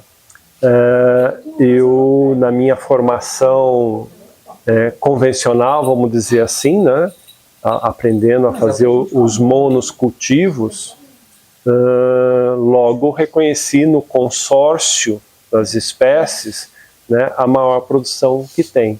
Mas jamais imaginei o quanto se produz num sistema agroflorestal. Né? Você não imaginou? Jamais imaginava. Né? Hoje você... não, sim. Hoje, se eu fosse fazer uma agricultura, com certeza seria num sistema agroflorestal. A produção é bem maior, né? A produção é maior, a diversidade é maior. A densidade, que você usa vários... A qualidade de trabalho nosso é muito melhor, né? Porque você trabalha numa sombra, né? Mas você estudar as espécies que vão se relacionar lá. Eu, desde criança, lembro meu avô falando, o trabalho dele era esse, quando ele estava no campo ainda, antes dos anos 60, derrubar mata para plantar eucalipto. E ele consorciava com abacaxi. O eucalipto com abacaxi? O eucalipto era do proprietário, o abacaxi era o dele. Então, o proprietário permitia, eles tinham lá no acordo, né? Eles faziam dessa forma. E o abacaxi antes do... E o abacaxi vai bem nesse sistema sombreado, ele não é uma planta para pleno sol. Então, ele vai bem no sistema de SAF. O café, a gente já sabia que ele é uma planta que gosta de sombreamento. Sim. Mas eu jamais imaginaria que um citros, as laranjas, gostam de um sombreamento. Só que ela tem um segredo. Para florescer, ela precisa de luz. Então agora, em agosto, setembro, se eu tenho citros no meu sistema agroflorestal, eu preciso imaginar um sistema de manejo de podas para abrir, entrar luz dentro do sistema para pegar os citros. E assim são com inúmeras outras plantas. né?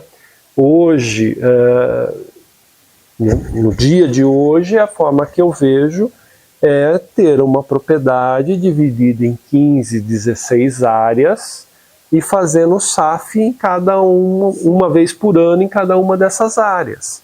Para que a hora que eu chegue na última, no ano seguinte, eu derrube, abata o que eu plantei, né, e comece novamente esse ciclo.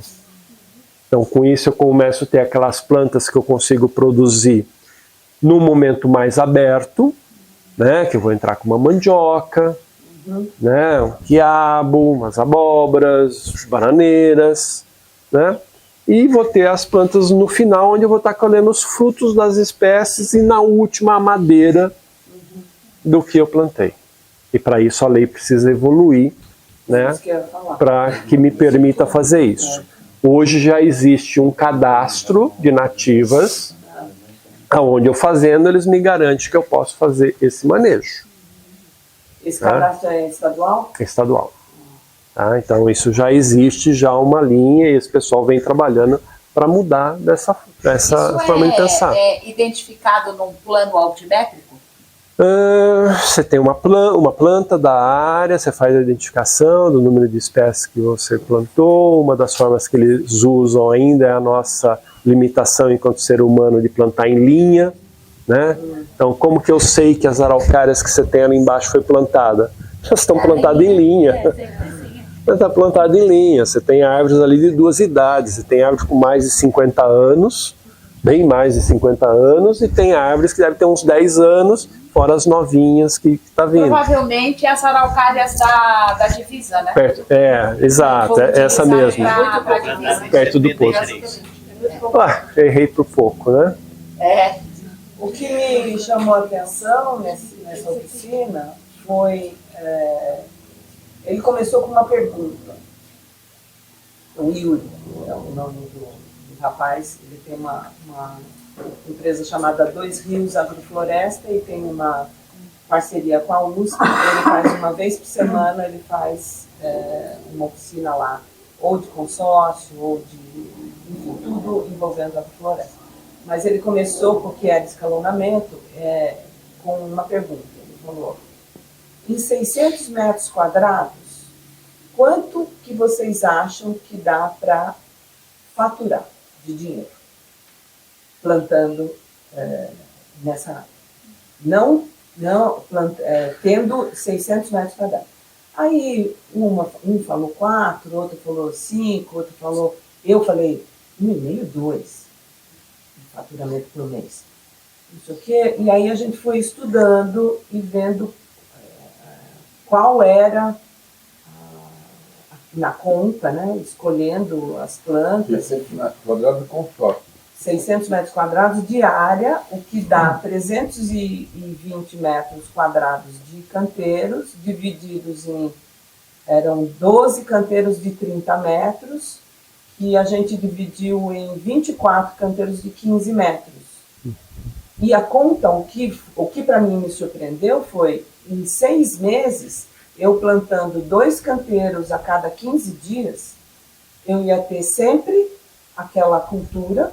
Então, a gente escolheu lá, de ciclo curto, rúcula, alface, coentro. De ciclo médio era... Não, couve era ciclo longo. Era o que ia continuar colhendo por 6 meses era couve. Enfim, você vai plantando pouco, vai colhendo sempre, e você só vai refazer o canteiro 6 meses depois. Então, assim, não tem um trabalho extenuante que você precisa de multirão para fazer 24 canteiros. Né? Eu achei isso muito inteligente, porque a gente precisa começar agora a fazer, como você falou, dividir a propriedade em pequenas áreas. E a gente precisa pensar em produzir cada vez mais para quem está perto. Não ficar levando comida para 100, 200, 300 quilômetros de distância. A gente tem que começar a pensar em como isso é viável para o homem, né? Porque mão de obra é super difícil. A barreira que eu vejo hoje é comercial, né? Nós sentimos isso na feira agroecológica, né? Mesmo com um público diferenciado que nós tínhamos como cliente ali na feira, mas as pessoas têm ainda aquela coisa de querer comer sempre as mesmas coisas. O tomate não pode faltar. Não é? Então essa é a dificuldade que a gente tem nesse ciclo de circuitos curtos. Eu comecei a vender as caixinhas e as pessoas... Flor? Comer flor? É bem... Realmente, a gente tem que lidar com a questão cultural, mas isso eu acho que é muito mais longo prazo. Sim, com certeza. Muito mais.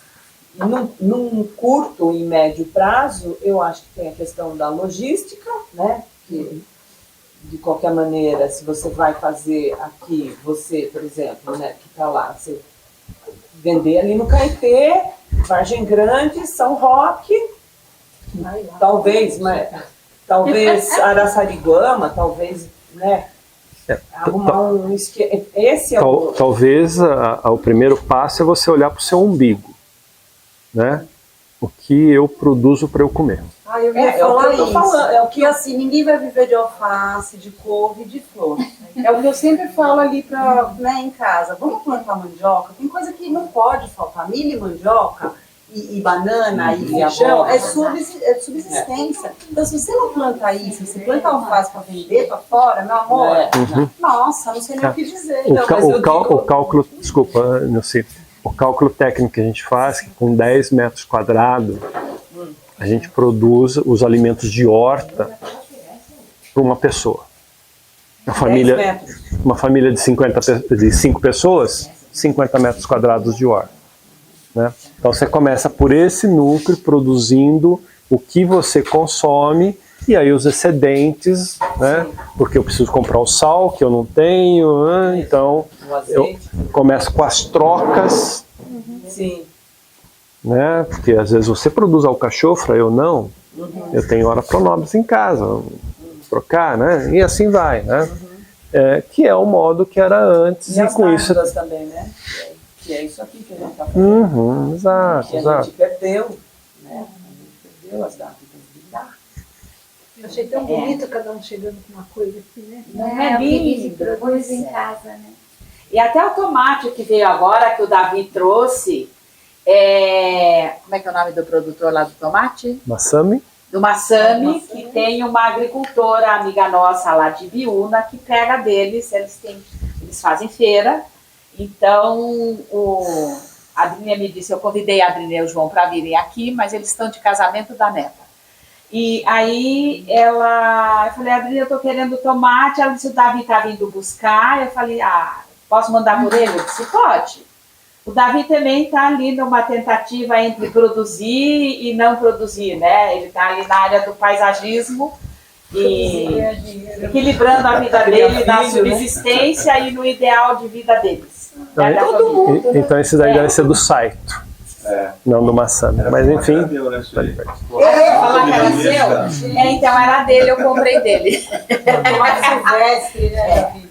Agora, queria trazer uma coisa prática aqui. Então, assim, uma das coisas, mesmo dentro desse tradicional, o que a gente faz com esse grupo e outras pessoas que estão afinadas e que a gente tinha na feira de agroecologia? O que é que cada um tem que a gente pode trazer na economia desse pequeno coletivo? O que é que cada um tem para contribuir? Né? Que nem ali a gente tem uma riqueza do sítio aqui do seu Luiz, que é uma área aparentemente pequena. Quantas coisas ele acaba trazendo para cá? Banana, laranja, quantos tipos de laranja, seu Luiz? Uns 4 tem lá? Tem o louro, e aí todas as ervas que eu brinco com as ervas aqui, mas a abundância, como ele cuida mais, tá lá na área dele, ele traz, eu desidrato, faço tempero, né? Aí de vez em quando eu mando um pão para ele, um pedaço de bolo, alguma coisa que a gente faz para experimentar. Mas eu faço questão de pegar, por exemplo, verdura, eu vou buscar com o Fernando. Vou buscar na Tânia, mandioca, né? Agora a Tânia tá com mexerica, eu trouxe mexerica, eu vi a Neuci botando banana. Como é que a gente pode fazer com esse coletivo para que a gente possa ter essas trocas? A Vanessa e o Toquinho devem ter uma infinidade de coisa comestível e não está tão longe. Estamos começando, mas tem já. E como é que a gente pode construir isso para a gente fazer essas trocas né, entre nós? O que a gente quer consumir, que não produz aqui, precisamos de um ponto. Antes era o PD. O João está sonhando com esse ponto. Eu também. E estou me movimentando. Vocês têm no conselho um cadastro dos produtores rurais da cidade? Não, ainda não. Eu não consegui nem sair Usar o dinheiro do fundo para isso. Isso é muito importante. A gente está revirando para ver qual que é o... que junto com isso tem que ter uma articulação de um monte de coisa. Sim, porque o cadastro desses produtores era muito interessante. A gente reúne aqui no seu espaço essas pessoas, começa a fazer um movimentozinho. Mas tem nesse cadastro, e aí a gente eu não consegui nem sair nesse momento para... E aí eu queria... Aí eu ia falar uma coisa, então... Não, eu ia só falar que no plano estadual de agroecologia está lá o acesso ao mercado. Tá? Que é isso que vocês estão procurando. É, isso que é a ideia dela, né? Essa ideia nossa já vem de anos, né? Vem de anos essa ideia da gente trazer esse coletivo para a gente potencializar o que a gente tem, porque a gente planta para a gente, mas também quer fazer disso, compor a renda do sítio, né? Que a gente não consegue isso de uma hora para outra, é toda uma transição.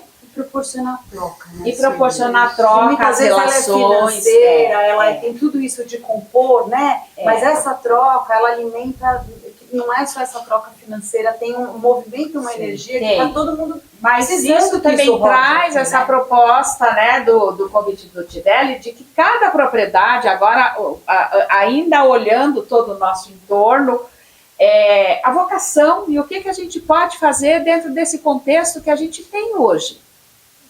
Né? É isso, né? Porque, assim, se a gente pega hoje, todo mundo tem alface, todo mundo tem mandioca, todo mundo tem banana.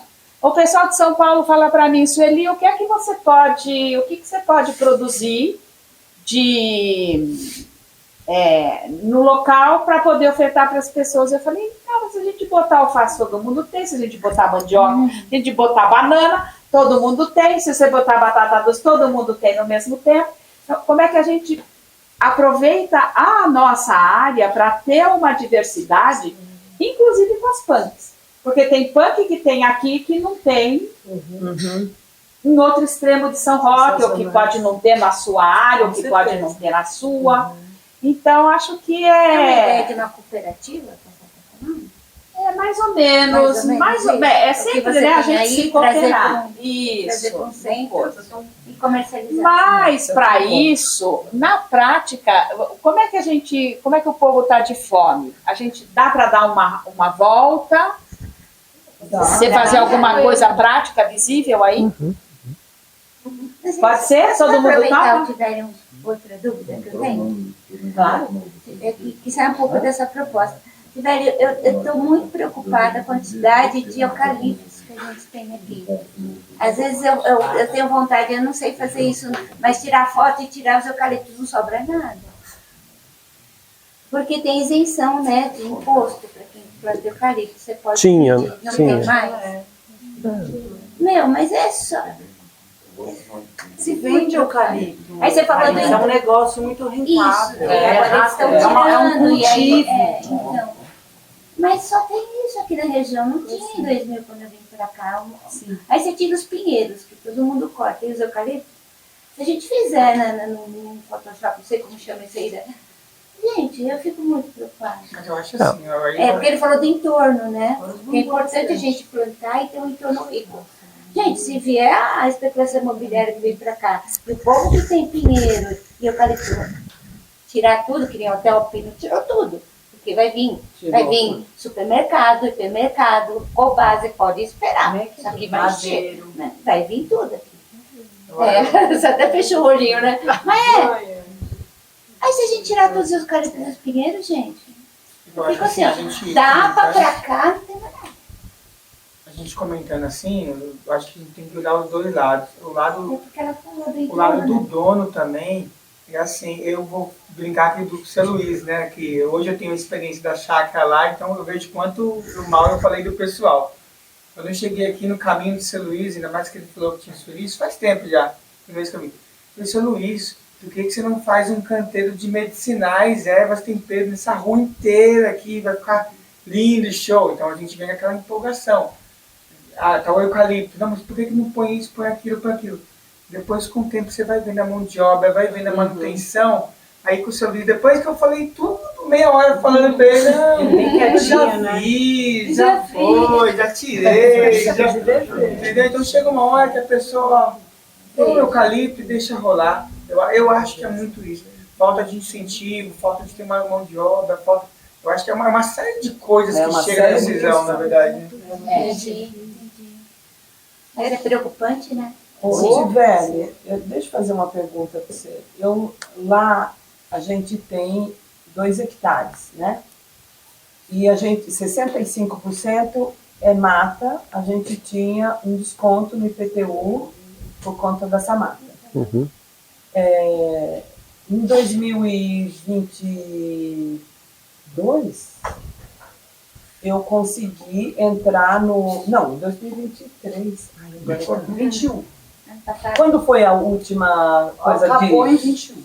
A lei nova é de 21. De 21. Então foi em 2021 eu entrei com pedido para ser agricultor, né? Para ter... Eu estava pronto. Não, então foi em 2022, porque eu provei que eu já estava plantando alcachofa. Uhum.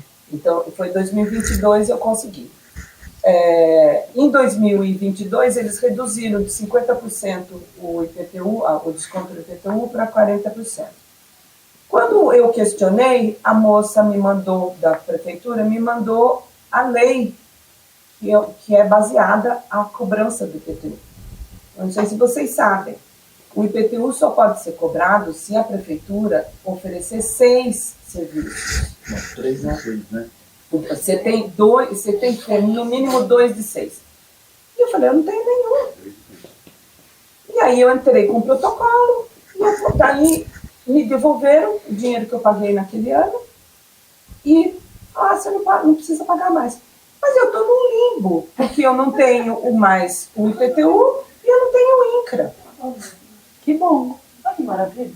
Não, mas... Nossa. Como é que eu faço? Eu tenho que regularizar isso. É para fazer o... E tem a isenção, né? Documento, né? É condicional, né? Exatamente. Não sei se é Ou que me diga é assim que não... eles se manipulam a gente.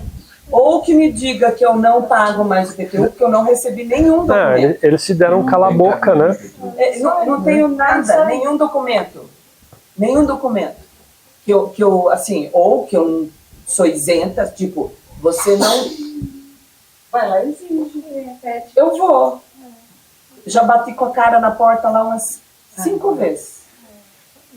Eu não consigo te ajudar nesse aspecto, porque é legislação municipal, né? Então eu não consigo fugir da minha área técnica agronômica, né? Eu vejo só o grande anseio que se tem de aumentar a arrecadação municipal, estadual, federal, é só isso que se fala ultimamente, né? Aumento de arrecadação, né? Sem retorno.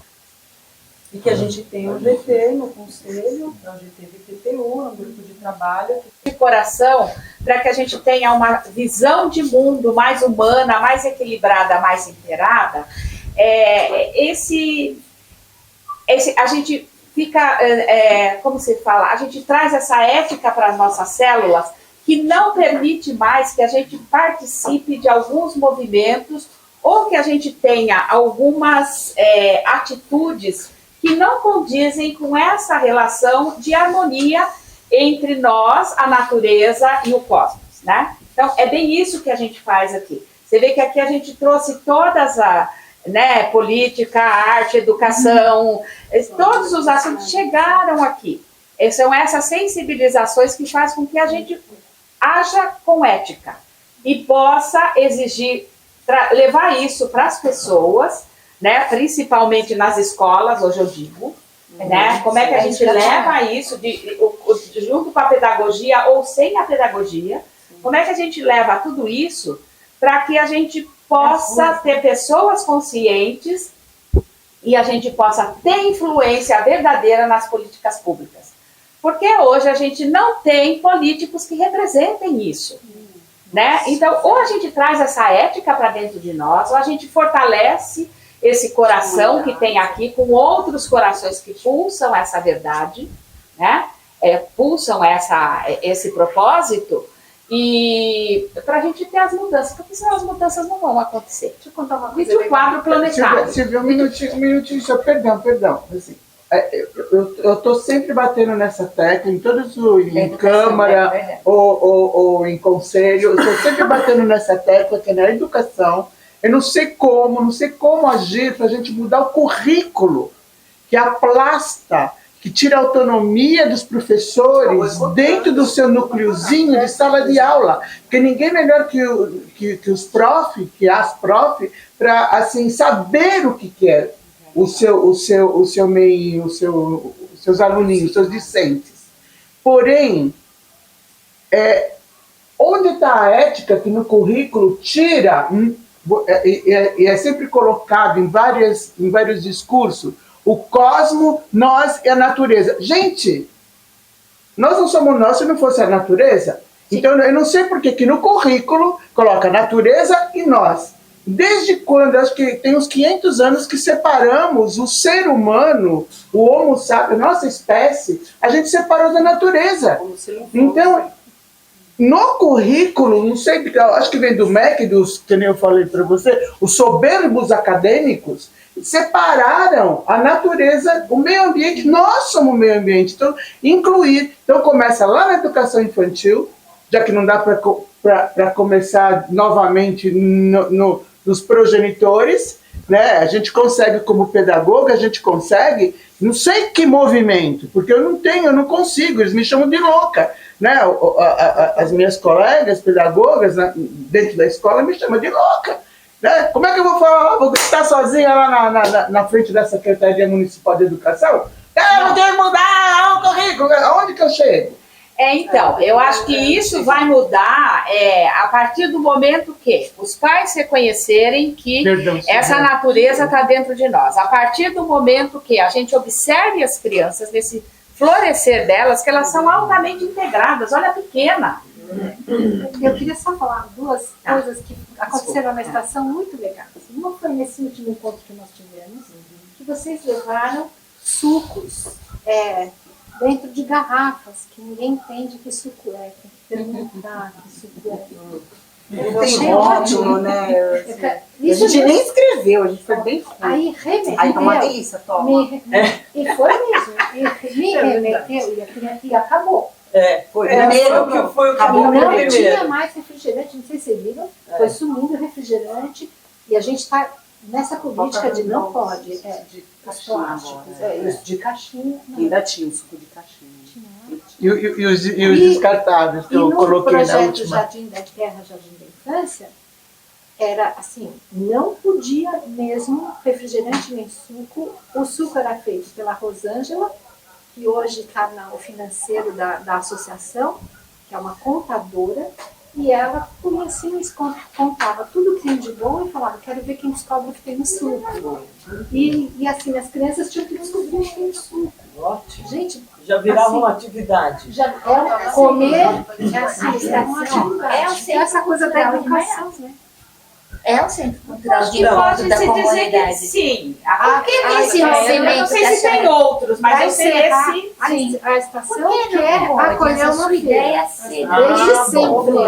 desde sempre. Porque está no meio da cidade. Eu acho que vai crescer e ela vai ser isso. Mas isso é um namoro, né, Silvia? Ela está dizendo por que essa coisa de centrar, isso é uma vontade da Silvia desde que eu conheço ela. De que lá na estação seja o centro desses... dessa cooperação. Dessa cooperação com todos os guias, inclusive com a comida. Ela queria a banca da feirinha lá. Ainda tem algumas questões ali que estão sendo trabalhadas, porque a gente tem um problema de salubridade lá, né? Não tem a cozinha. Não tem a cozinha, mas para alguns alimentos a gente tem uma questão de uma água de esgoto que se mistura com água potável, que vem de Minas não sei da onde. Então ainda tem umas questões, mas está se estruturando. É uma das pautas, né, da estação. É uma das pautas. Falta não falta. Mas eu acho que esse tipo de discussão que está tendo aqui já poderia ter lá, entendeu? Para fazer alguma coisa. A sociedade civil organizada requer isso de cada um. E a gente viu no plano diretor como é difícil isso. Como é difícil. Não, gente, é trazer esse coletivo para dentro de nós, né? E a gente não quer montar empresa para fazer isso, não né? Quer, a gente quer que todo mundo tenha espírito de empresário, todo mundo vai e faz as coisas. Deixa a galera para trabalhar de graça, vamos lá. Entendeu? E a gente não quer montar uma empresa e falar, vamos distribuir cesta, vamos... Não, a gente quer fazer do coletivo. Guarda que nem seu Luiz, que me ajuda nessa... Então a gente tem toda... Como é que a gente tece, né, Tânia? Tudo isso... Eu acho que é a ação. Como é que a gente vai? Primeiro é boca em boca para ter a união e aí depois de ir pra rua. Como é que eu faço primeiro? Como é que eu vou agir e que não eu olho ali, por exemplo, eu vou pegar um exemplo muito rude, que como é que hoje eu não compro um trigo se ele não for orgânico integral? Eu não compro, porque ele não tem mais coerência comigo. Então, assim, cada um com o seu olhar vai trazendo essa mudança e não abro mão. Quando eu não abro mão, eu vou tirando das prateleiras algumas necessidades. Hoje eu entro no mercado para comprar azeite, comprar açúcar, comprar sal. Né? O restante eu vou buscando por aqui. E tem com que a gente se alimentar. Então, imagina uma massa crítica fazendo isso. Ele provoca mudanças no padrão de comercialização e no padrão de vida. E eu queria só falar uma coisa, eu escutei tanto isso, né? Quando eu fazia cosméticos e plantando também, eu escutei isso de tantas pessoas, isso não faz a mínima diferença, você fazer isso é muito difícil ter essa massa crítica para colocar o supermercado. E aí eu sempre respondi, e eu às vezes escutava e falava, puxa, é verdade, não faz mesmo, né? Pra L'Oreal, sei lá o que, o meu sabãozinho, né? Mas pra mim faz diferença. Então, na verdade, se pra mim faz diferença no meu mundo. E faz toda a diferença. Porque a única diferença que faz diferença é fazer a diferença pra mim. Entendeu? Então, se eu tô aqui firme no meu propósito, o resto, uma hora, não sei. Sabe sentar com a perninha cruzada igualzinho? Aqui uma perninha. Então, aqui a gente está fazendo o labirinto de Chartres, que é uma geometria sagrada. Estamos aqui na construção do labirinto de Chartres, que é uma geometria sagrada, onde a gente caminha para o nosso centro e depois leva essa sabedoria desse sagrado para fora.